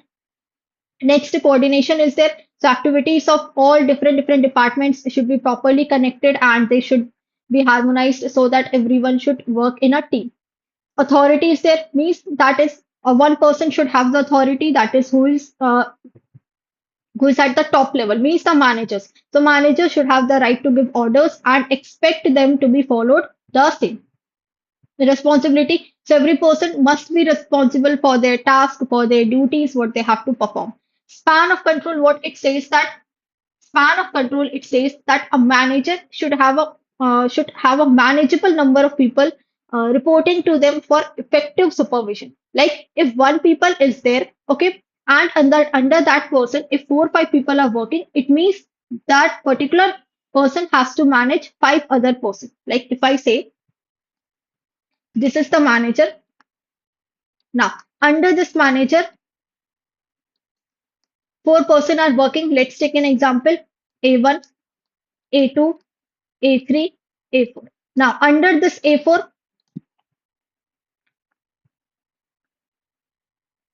2 more person are working, B1 and B2. So, how many persons are working under this one single manager? That is 4 person here and 2 person here. Means 6 persons are working. So, these 6 person can directly report to their senior manager. So, that is what the span of control is. It is a business management term that refers to the number of people who report directly to manager or their leader. Now, principle of balance, what it tells you that there should be the balance between the input and output. If you are taking work from your people, then you have to pay accordingly, you have to pay the salary to your employees. Now, principles of continuity, what it says that everything should be in a continuous manner.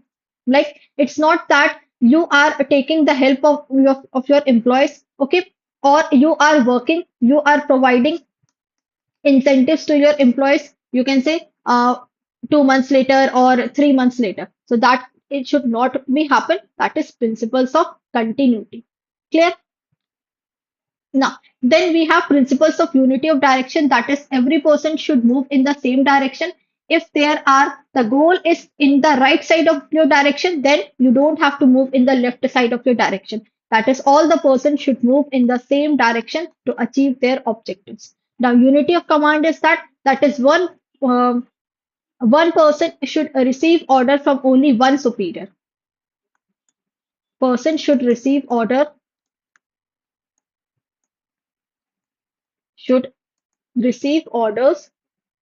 from only one superior. Clear? This is what your unity of command is that like if there are 2, 3 bosses, now 2, 3 boss will not going to order you. If you are under one boss, then you have to receive order from only that boss only. Clear?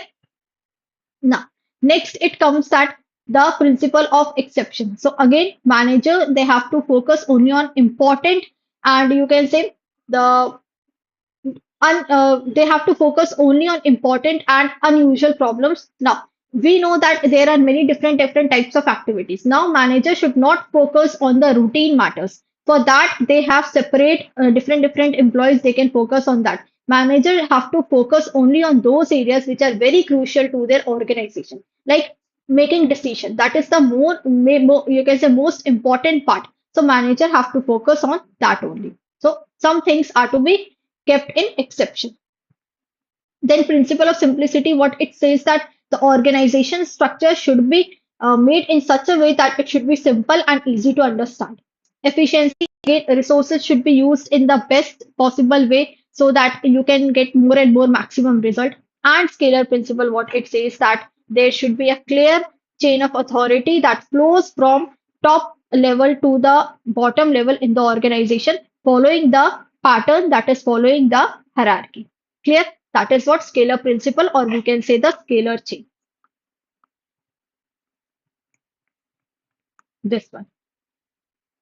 Clear? All the principles of organizing. So specialization, we can write the expertise, then coordination, we can write the teamwork.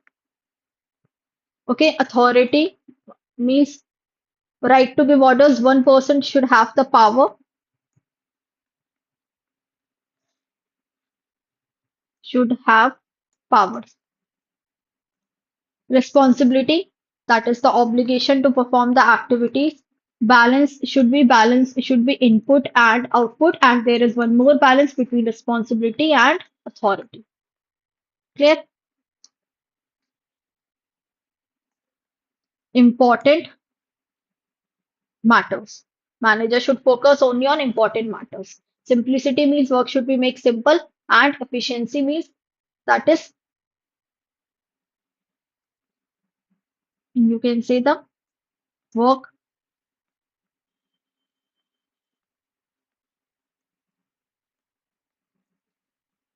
authenticity so that you can maintain the efficiency. Tell me, any doubt in all the principles? All these are very important.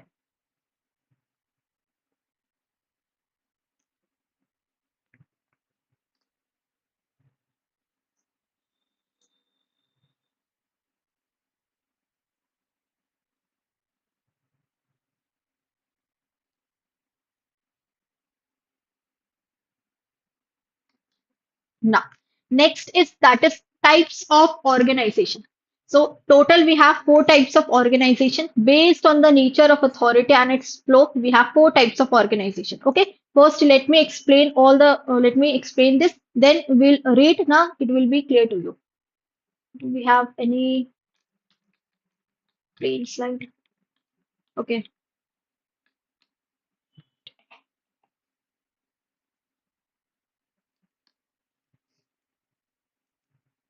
Now, what is centralization and decentralization? Now, centralization is what one central point is there, okay, and in this central point, person is there. Now, that person is required to give all orders to the person.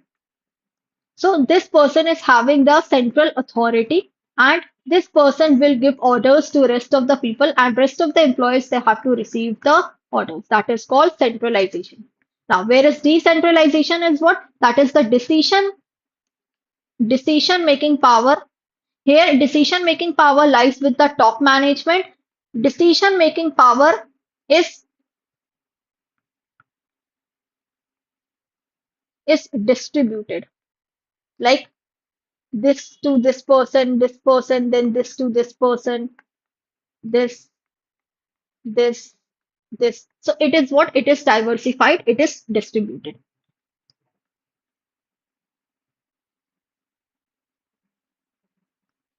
I have not added the slide.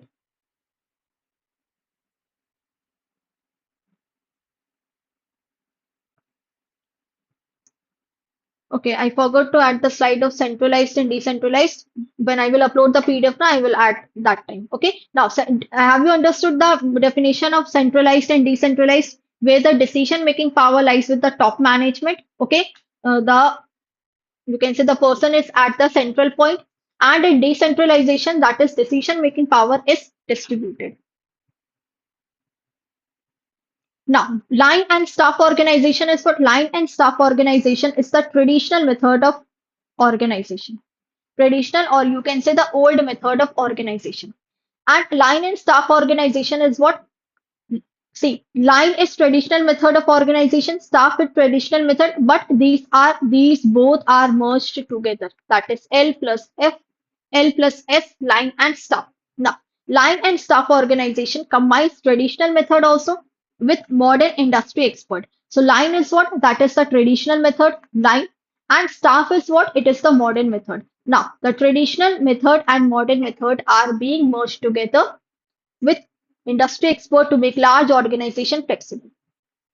From this point to this point, the your definition will be clear of line and staff. Now, line and staff are what? See, line executives are what? These have the control. Okay, these will give orders, these will give command. Whereas staff organization is what? They will only be allowed to give advisory rules. Okay, they will only be advised to give the advisory or supportive role. The main role the line managers have to play, and the staff role is what? They will only provide the advices. Staff members are limited to advisory role. So if in the exam the question comes that line and staff, so line is what? It has the control of commanding role, and staff members are limited to advisory role. This very important. Now, so simply if you will see that this is line manager, the managing director, under manager and foreman. And this is what all your staff managers. So under the managing director, you have different, you can say the or departments, the financial advisor, technical advisor, economic assistant to MD. So these are what? These are the staff. They will give you the advices. But ultimate decision, who will take the ultimate decision? The managing director will take. Here, ultimate decision the production manager will take. So they will only give the advices. Done. Now, next is what? That is functional organization. So functional organization is divided on the basis of function. Divided on the basis of function means on the basis of expertise, on the basis of specialization. So functional organization type of business where employees are grouped into departments based on their areas of expertise. Like if you are good in managing customers, okay, if you are good in managing customers, then you will be kept under the customer service representative. That is the department. So now your work is divided on the basis of function. What function you have to perform? The role of, you can say the CSR. So structure is common in large companies. So this is important. This structure is common in large companies. So this is function. Okay, CEO is there. Now separate departments are there, and these departments have been divided into different function. Like in sales team, one department you have to you can act as a function of sales manager, then senior manager, assistant manager, then sub staff, then you have sub staff. So likewise in production team, finance team, and in IT team. So there is one more term is there, that is divisional structure. So many of you sometimes gets confused that what is the difference between functional and divisional. And one question in the you can say in the past one question was there from functional and divisional. So here is the difference between functional and divisional. Now see, in both of them, function and division, the division is there, okay, divided into various part. But in functional structure, it is divided into, you can say, in like marketing function is there in marketing department, finance department, HR department. But in divisional structure, it is divided by products on the basis of products. Clear? Like over here, one is production department. Let's take an example. Now in this production department, you have different products. Okay, you have the type A product, then type B product, type C. Under type A product, you will be having different you can say the departments. So under type A, type B, type C is what? That is functional. Under this, if the product wise division is there, like type A product, you have type, let's take any product only. Wait.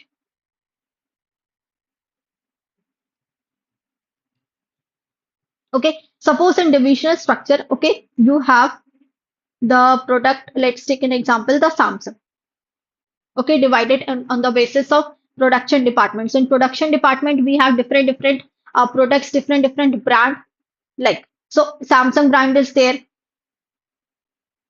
Okay. Then tell me more brands. Like Vivo is there. Okay, MI is there. So like different brands are there. Okay, phone brand.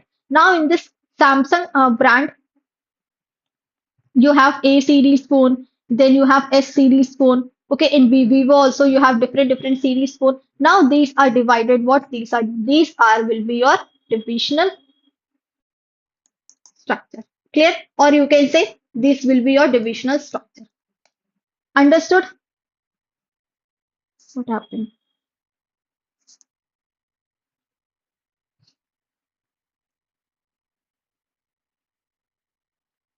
Is my net working?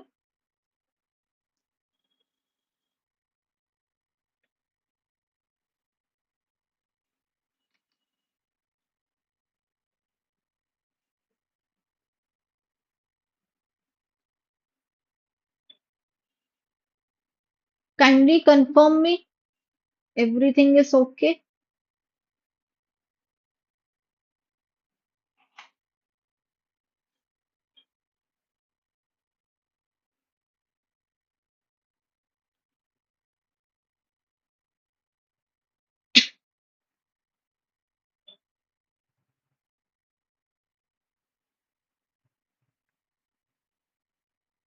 Okay. Yes. So where were we? Okay. So I hope it is clear to you when the The organization is divided on the basis of product, on the basis of region. Okay, region you can say the location wise, the customer group of age 1 to 5, 5 to 10, like this. So it comes under divisional structure. But when we are talking about the main head like marketing, finance, HR, then it will be under functional structure. Basis of division, function, department is there. Here we have product, region or customer wise. Specialization, expertise will be there of particular field. It will focus on specific product or area. Centralized by the top management. In divisional structure, it is decentralized, means the decision making power lies with, it is distributed among many different people. Okay, I will add the slide of centralization and decentralization over here. Okay, after this, here I will add the slide. So just go through once the slide again. So these are all your, you can read later on also when you will download the PDF. Now, next is committee organization. What is committee organization? See, suppose what happens if your organization is having a large number of people, large number of employers, then definitely conflicts will be there, disagreements will be there. So what will happen when any kind of conflict or disagreement will be there, or when the you can say company's owner they are unable to come into any you can say conclusion, then what happens? They have to frame one committee. Now, this committee is what? Committee is a group of people, not group of experienced people from different departments. Now these group of people will work, okay, on the problem, on the issue what has been arised in your company. Like if there is conflict, if there is disagreement, okay, you are not coming into the conclusion, you are unable to launch a product. So there may be different types of issues. So group of individuals who have come together to solve issues that are experienced by an organization is called committee organization. So different committee will be there. Like any issue related to product is there, so product committee will be formed.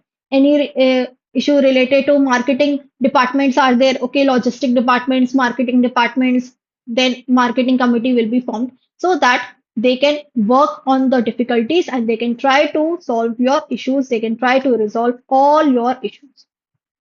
The committee organization refers to individuals who should have different forms of knowledge. They must be skilled, they must be experienced in their field, and they have worked in such committee departments in many different organizations. Clear? So this is all about your committee organization. Now, so we have two different types of organization structure also. One is what? One is formal and the next is informal. Now, formal is what? Formal name is official. Formal organization, it forms deliberately. A proper hierarchy is maintained in formal organization. A proper rank is there in formal organization.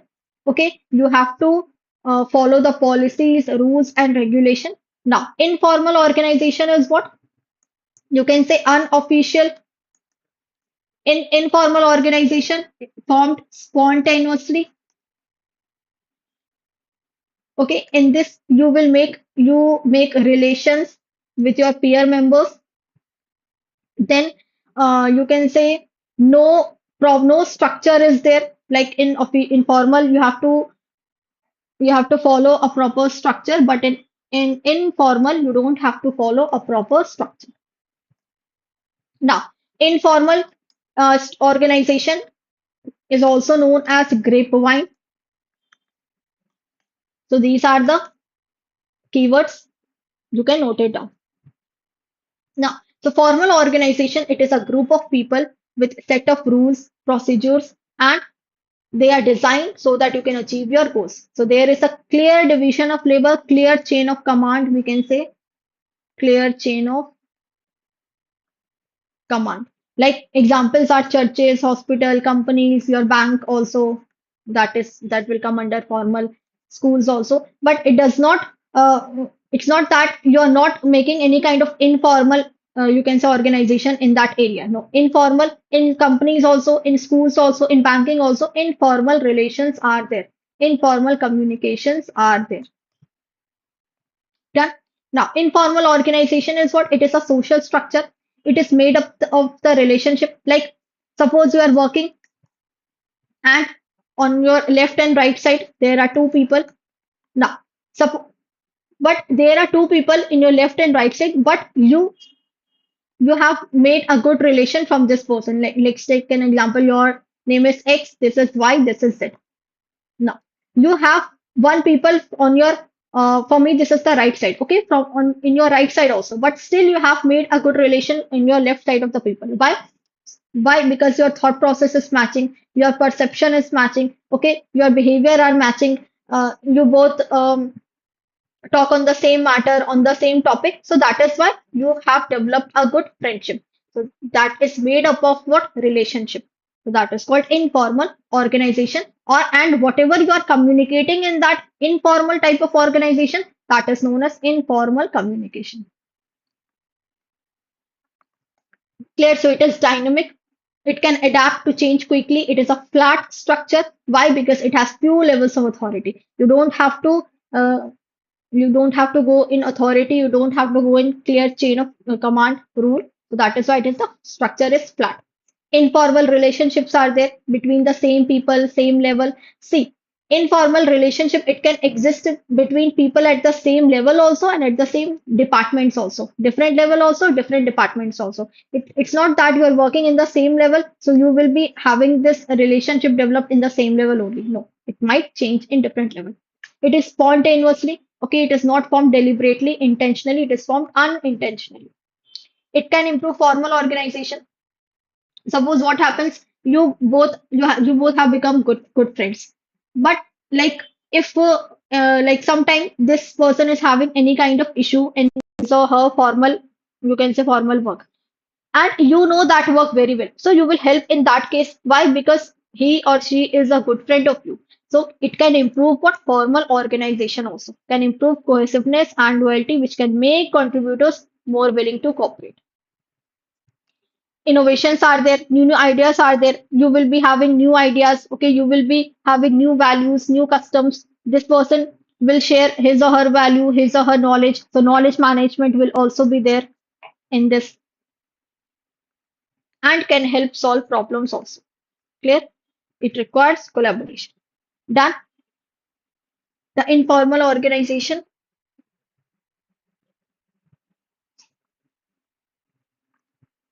So this is the chart of formal and informal. Formal, it is known as open also, overt also.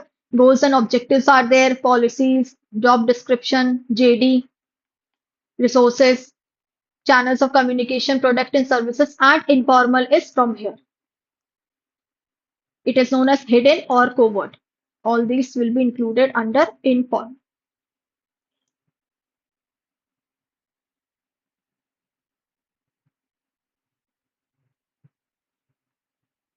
Now, can you tell me which one is formal and which one is informal? A or B? Tell me which one is formal. Quickly. Which one is formal organization?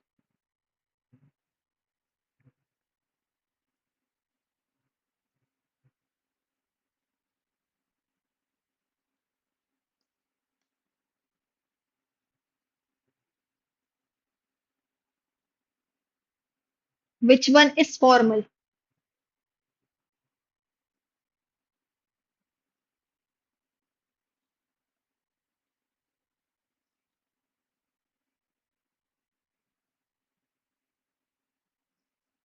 Yes, A is formal and B is informal. Why? Because clear chain of command is there. Okay, proper hierarchy is there. Whereas informal, anybody is talking, anybody is having communication with anyone. That is informal.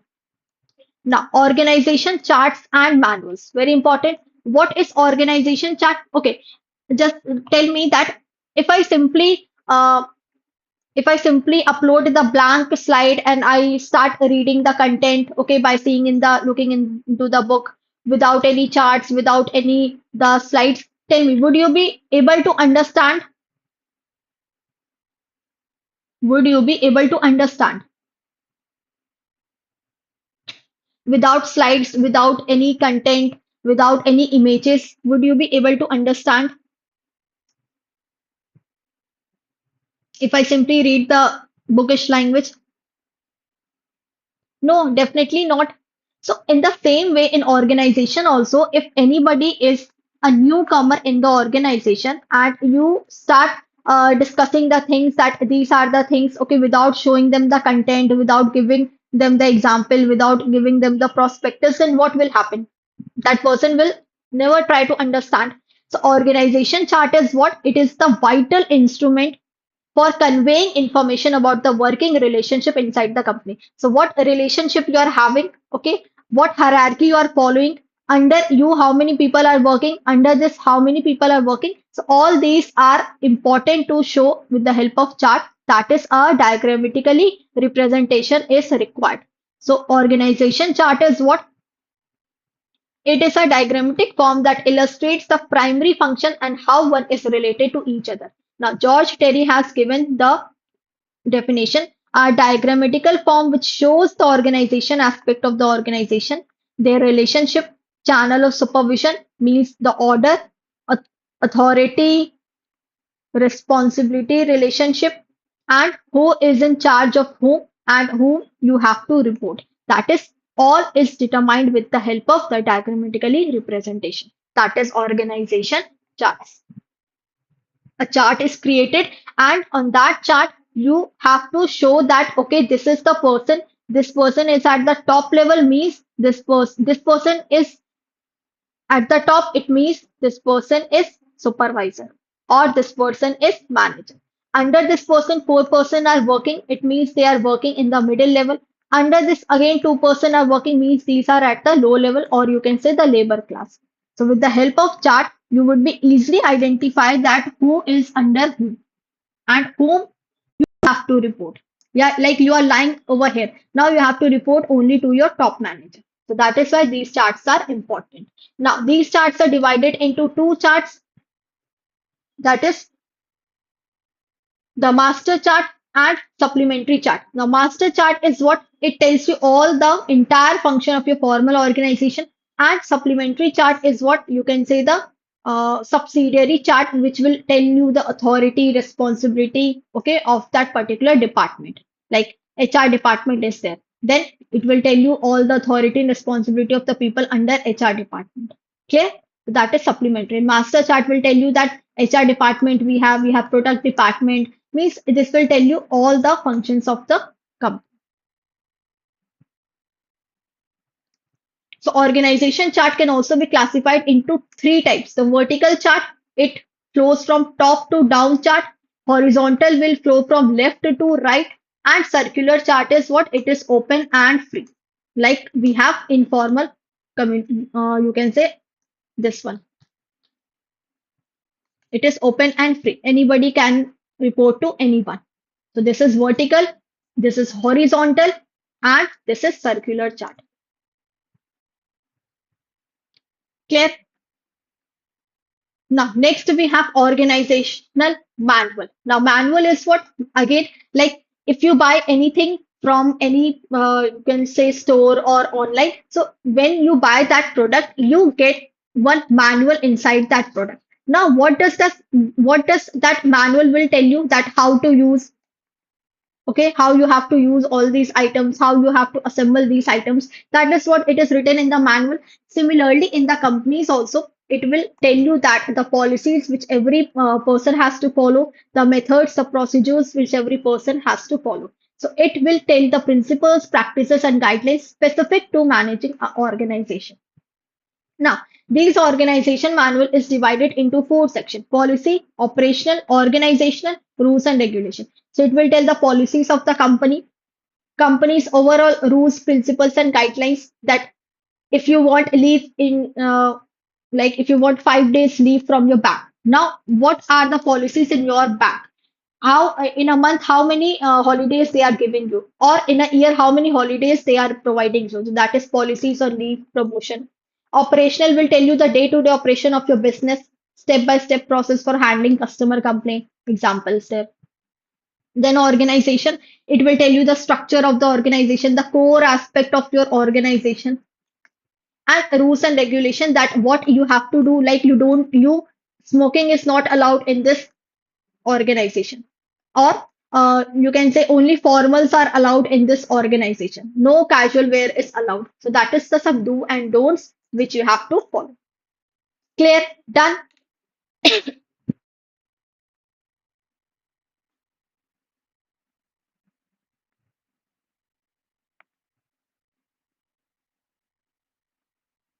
Any doubt in this?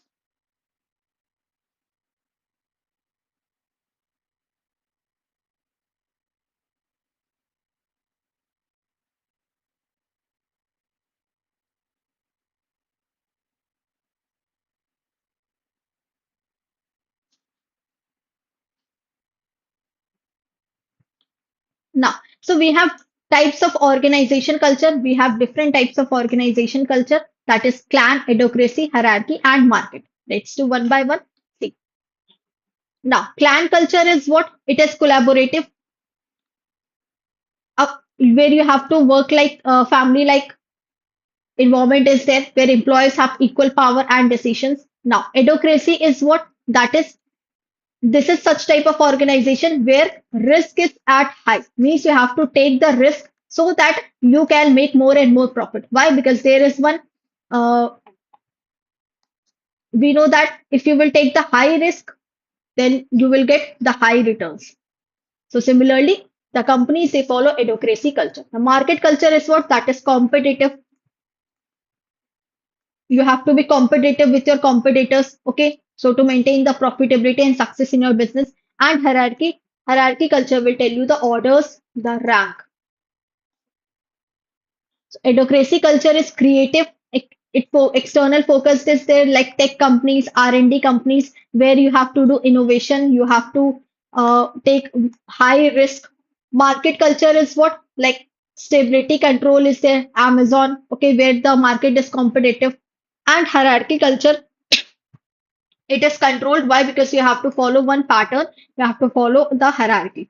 So like banks, government agencies, or you can say any public department. Clear?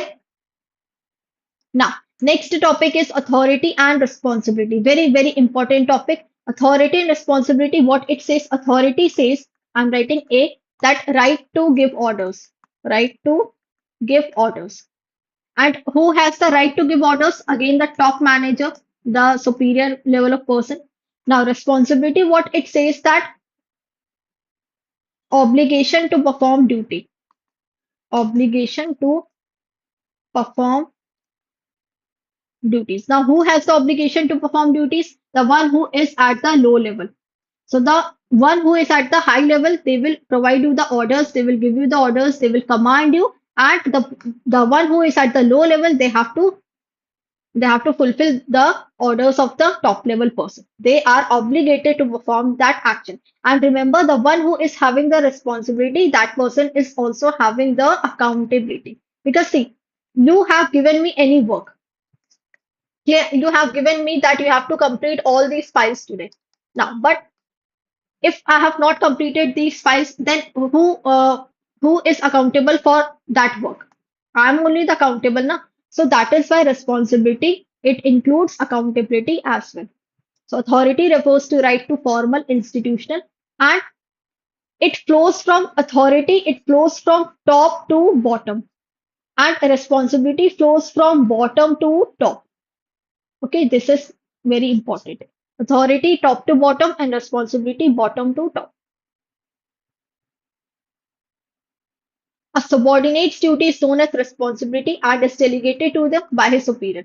So the one who will perform the responsibility, they are known as subordinates. And who will give them the duty? The superior will give them the duty.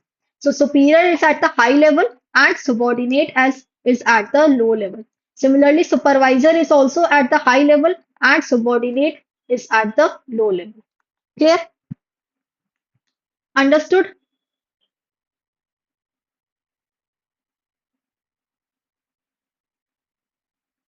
Now, let's quickly have the relationship between authority and responsibility. The one which is important, I will underline. Authority is what? Right or power to make decision, to give orders. It typically comes from the formal position. Responsibility is what? It is the obligation to perform the function. And who the one who is responsible is also accountable. Now, authority can be delegated. Like suppose you have the right to give the orders, but if you are not available for some time, then you can delegate your this right to any other person. But responsibility is what? You cannot delegate a responsibility. Why? Because you have given the responsibility on the basis of their experience, on the basis of their expertise, on the basis of their specialization. So now you cannot delegate your responsibility to any other person.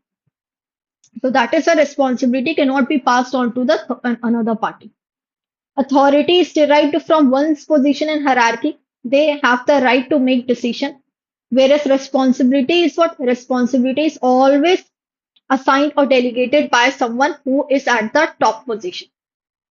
Like example is there a project leader might be given the responsibility to complete a project, but at least they need the authority to make decision. If any person is getting the responsibility, it means above that responsibility, one person is there who is giving them the authority. Clear the relationship between authority and responsibility? Tell me.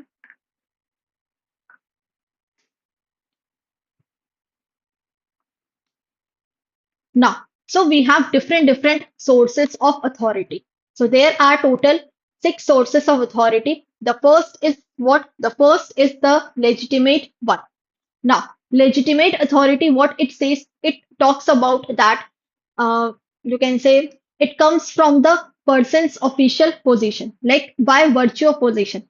Okay, see, it comes from the I'm the manager, I have the right to give orders. So I'm the manager. How? Because I have sit, I have been on that chair. That is why I have the manager. So it comes from the virtual position. It comes from a person's official position or role in the organization. Like any teacher is there or any manager is there, just like the example is given. Now, coercive authority is what? It comes from the power to punish or create fear. Like if uh, if manager say that if you will not complete this task today itself, then I will deduct 5% from your salary. Okay, so that is what? That is the fear that with that fear is there, then only that person will do the work. So it comes from the power to punish or create a sense of fear.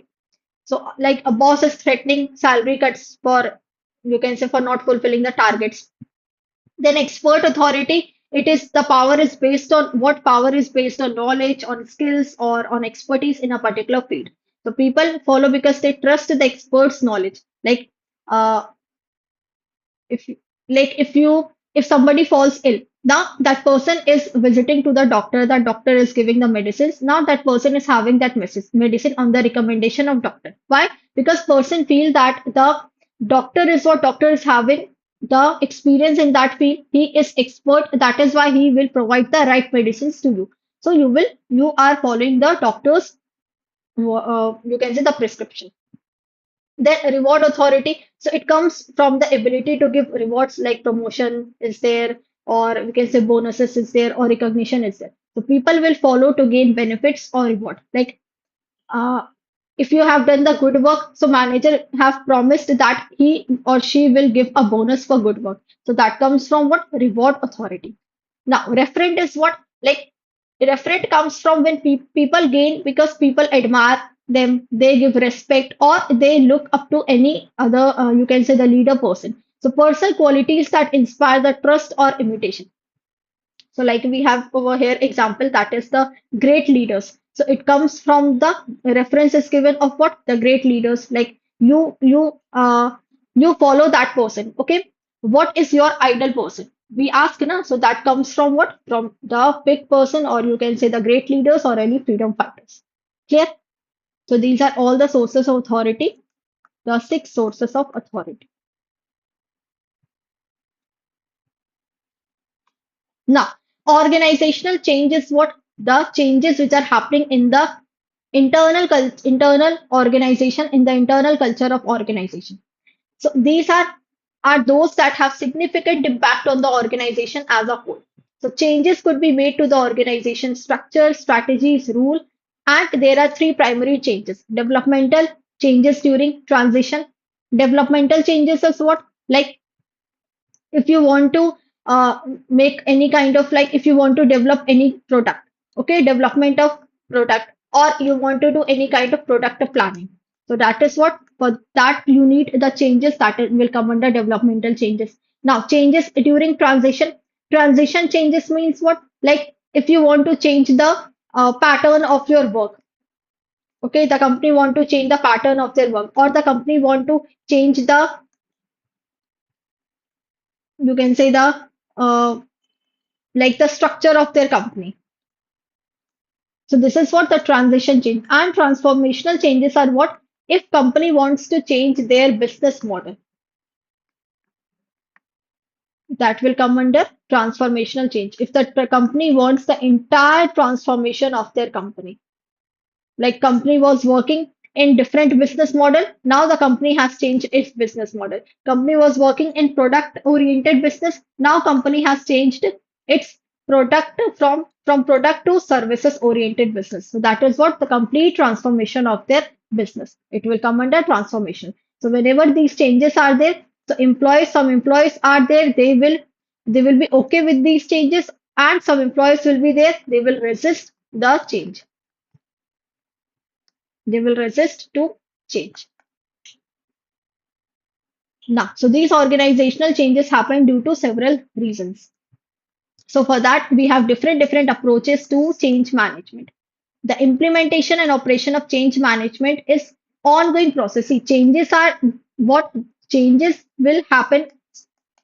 It's not that you will run your business with the same process. You will do the changes over there. So now we have different approaches to change management. That is from Levin's change management model to Kubler-Ross five stages model. All are very important. So let's do one by one. Now, Levin's change management control. What Levin's see? This change is given by whom? Kurt Lewin. Now, Kurt Lewin has given. He was a German American psychologist. He has called he has been called what? Founder of social psychology, and he has also given the term group dynamics. So three points are important. Now, Levin has talked about the three stages of changes. Now, what are these three stages? The first is unfreeze, the second is change, and the third is refreeze. Now, unfreeze means what? Suppose the company, the owner wants to change the business model, like from you can say,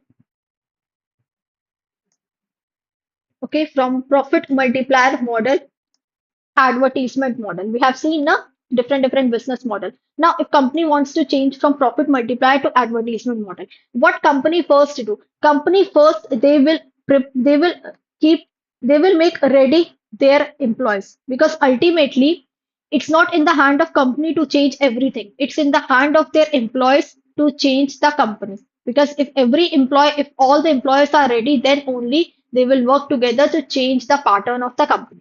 So first they have to make ready their employees. So that is unfreeze them, because see, the employees are already working, they have become the habitual in doing that work, so they don't want to change suddenly. So first you have to make them ready. Once you have prepared them for a desired change, then you will do the changes, then you will do the required changes, you will implement the changes.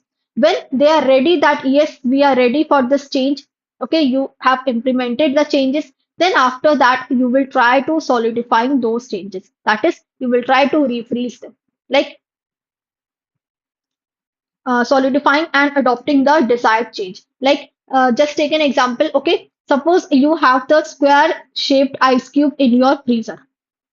Now, if you want to change the square shaped ice cube to circle shaped ice cube, now what you will do?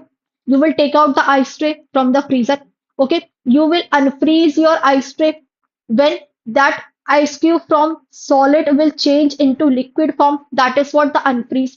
After that, you will pour that liquid into another container, like the one who is at the circle shaped ice tray.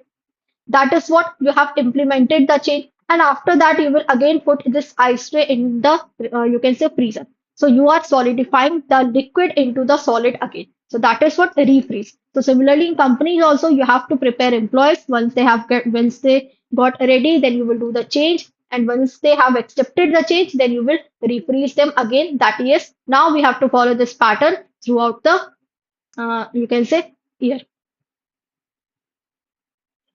Which point? Please repeat this point. Which one?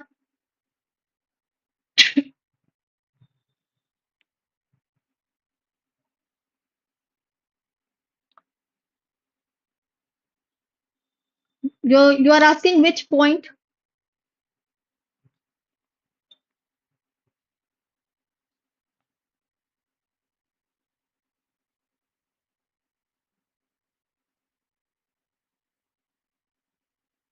Okay, I have repeated. I have repeated it. Should I repeat? Should I repeat it? Freeze and unfreeze. See, unfreeze means what? First, you have to prepare your employees that, okay, we were working in the profit multiplier model. Now we want to change from this model to the advertisement model. So you have to first, you have to prepare your employees. You have to intimate them. Okay, you have to provide them the proper information that yes, what are the benefit of this model? What was the demerit of the previous model was we can do better in this model. So all these things you have to inform them. After informing, you have to do the changes. You have to do the required changes. Okay, once your employees are ready, then you will do the changes. Once you have done the changes, you have implemented the changes, then after that you will refreeze that change. Means you will solidify, means what? You will carry on that new change throughout your the rest of your you can say in the company. Clear? Now it's clear to you, Varun.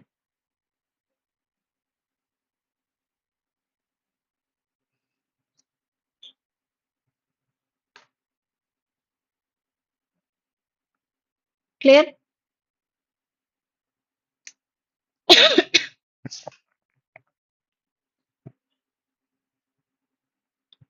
Done?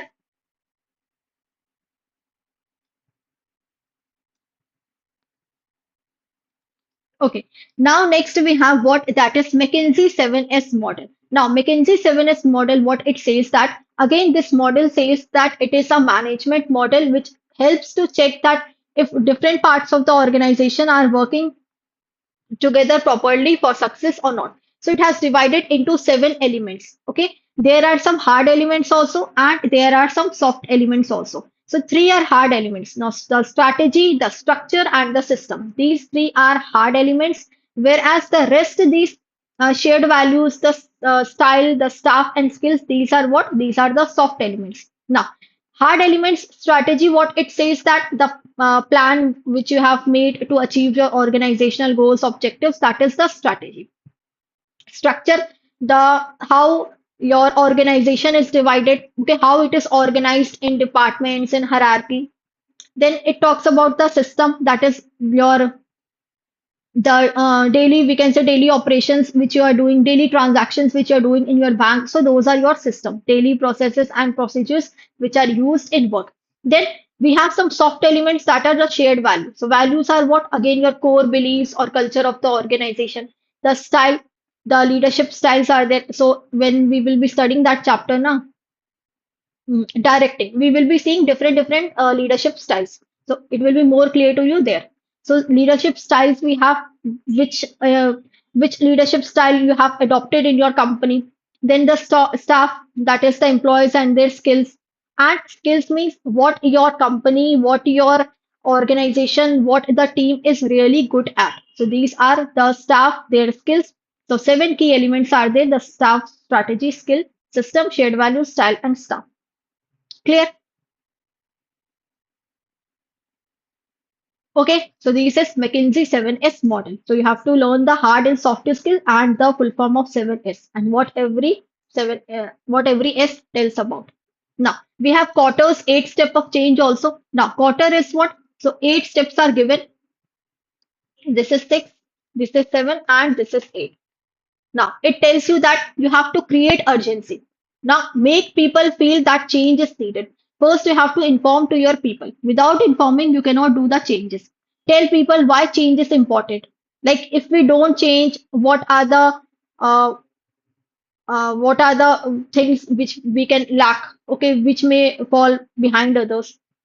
Then you have to build the team. You have to collect your right number of people, right people together who believe in change, who is ready for change. They will guide you, they will support you, because without employees you cannot do any kind of change in your company. Even if you are the manager of the company, still you need your people. So that is why there is one study known as motion study, okay, in methods of planning. Okay, there is one motion study. Motion study, what it says that both manager and employees both have to understand that each one of them is important.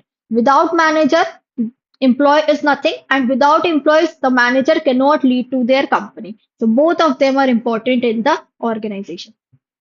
Then make a clear vision, create a simple goal or idea. Like we want to be the best in our customer service. Then share the vision with your employees. If any circumstances, bad circumstances come, any obstacles come into your way, then you have to remove that. Make it easy for people to help fix your problem so that they can go for the change that stop people from changing. You have to fix that problem. Then get small success early. So finish a small project and celebrate it. This make people feel confident. So first you have to start with the easy part, then gradually you have to do the complex part. Now keep going, don't stop until you reach your final goal, and make it stick that you have to stick to your goal. Okay, if any problem or any confusion, any distortion comes to your way, still you have to stick to your point. So include the new way of working in everyday life. No, quarter studies, see, motion study, just I have given you the example, okay, that it comes under the components of planning.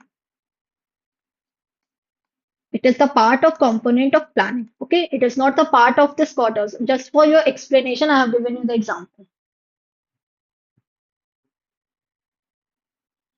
Clear? Just for explaining this point, I have given you the example that without your employees, the manager cannot do anything.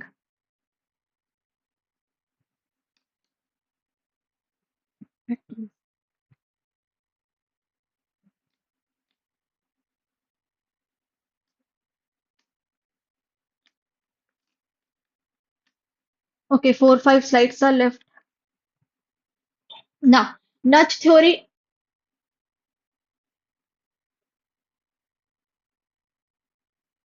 What nudge theory says, nudge means what? A gentle push.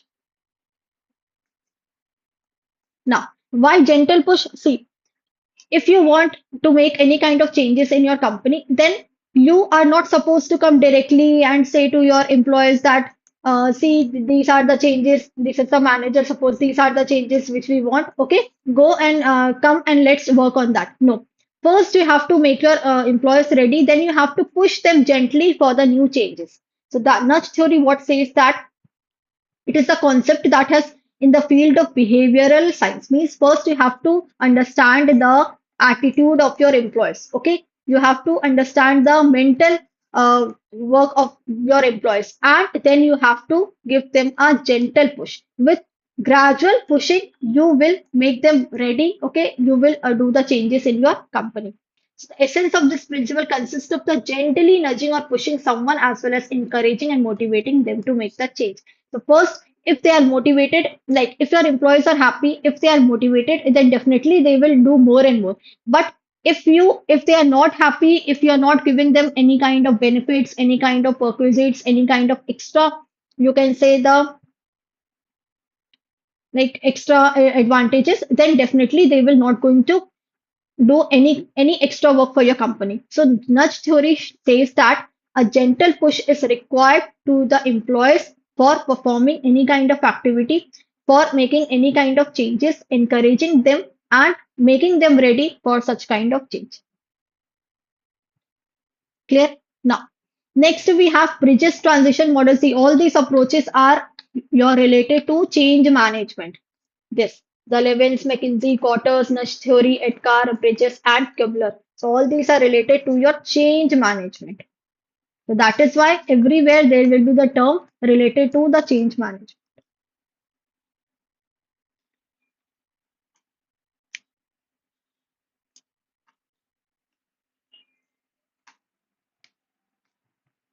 Done. Now, so Bridges transition model, what it says that how people emotionally deal with the change. It see Bridges transition model says that if you are making that transition, if you are making the changes, then you have to understand that the employees they cannot easily move with the next change. Okay, first they have to forget the previous one, then they will come at the situation where they are neutral. Okay, where they have lost their previous one and they are ready to accept the new one, and then they will go to the third one. So it talks about the three ways. It focuses on the inner emotional journey. It says that change is external, but transition is internal. It's about how people let go of the old and accept the new. Now, three stages of transition are there. First is ending, losing, letting go. So people will have a fear that, see, they are habitual na, in the same kind of job.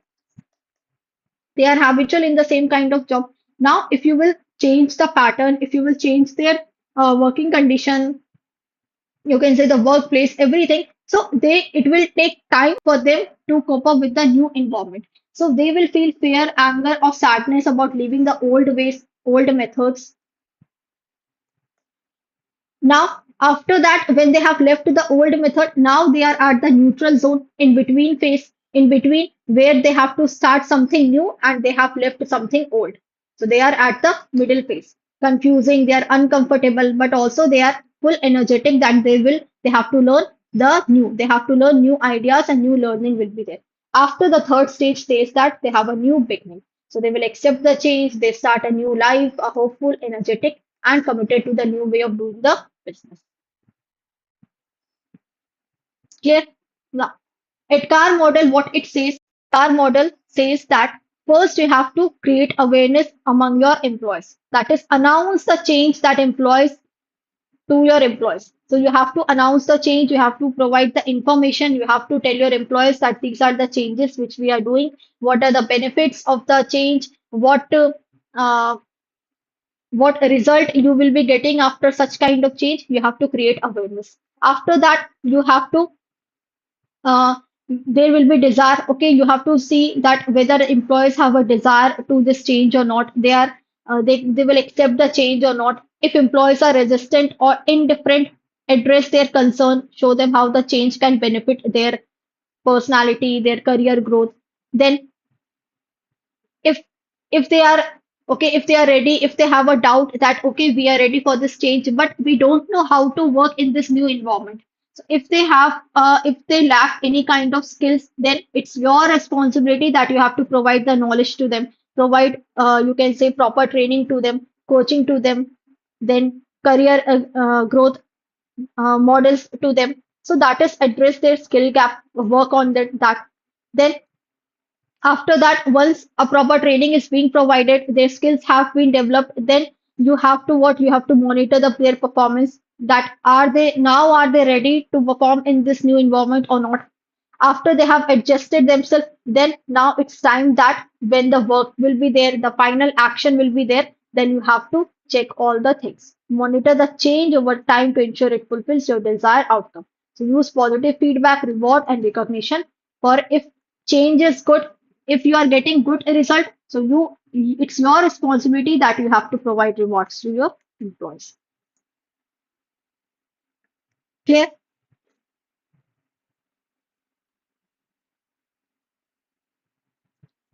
This is EDCAR model. The full form is very, very important. Now, next we have Kubler-Ross five-stage model. Again, this is also talks about the change management. So five-stage model, also known as Kubler-Ross change model. It also describes how people deal with the change. First, they will deny. They will say, no, we don't want this change. Okay, they will use defensive mechanism to deflect the change. Then they will show the anger. They will think that, okay, if we are saying no, manager is not accepting. Okay, let's show some anger to the manager. So people feel fear or anger when they realize that change is happening. After that, they will bargain. They will try to convince to the manager that why you want such kind of change, why you are changing us. We will feel very demotivated in this type of situation, working in this type of environment. So you will try to persuade, you will try all efforts to convince your employees, but you will see that the employees are not convincing. Sorry, the manager is not convincing. Then you will lose all your hope. Now you will be depressed after seeing that we have to work in this company also, so let's accept the change. No matter what will happen, we'll see that. So now at last you have no option. Last option is what? You have to accept that change. So people come to terms with the change.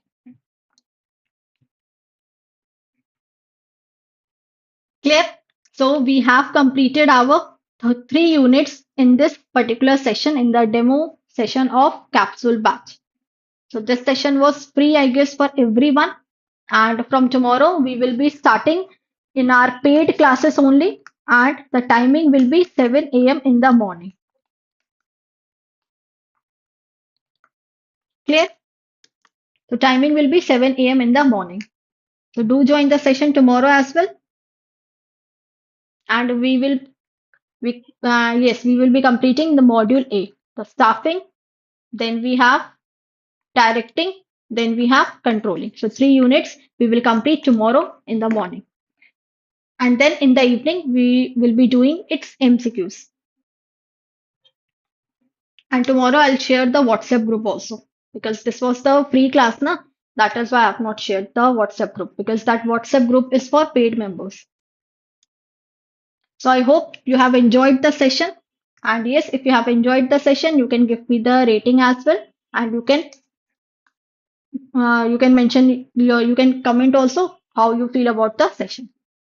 Yes, and those who are new to this YouTube channel also, I highly request you to please subscribe our channel, both the channel, the main channels and the English medium channel. And you can like the video as well. Chalo. So let's meet tomorrow in the morning, 7 a.m. So till then, take care everyone and don't worry. I'll upload the PDF tomorrow in the morning. Okay? Or I'll upload it today itself only. Chalo. Bye bye everyone. Good night.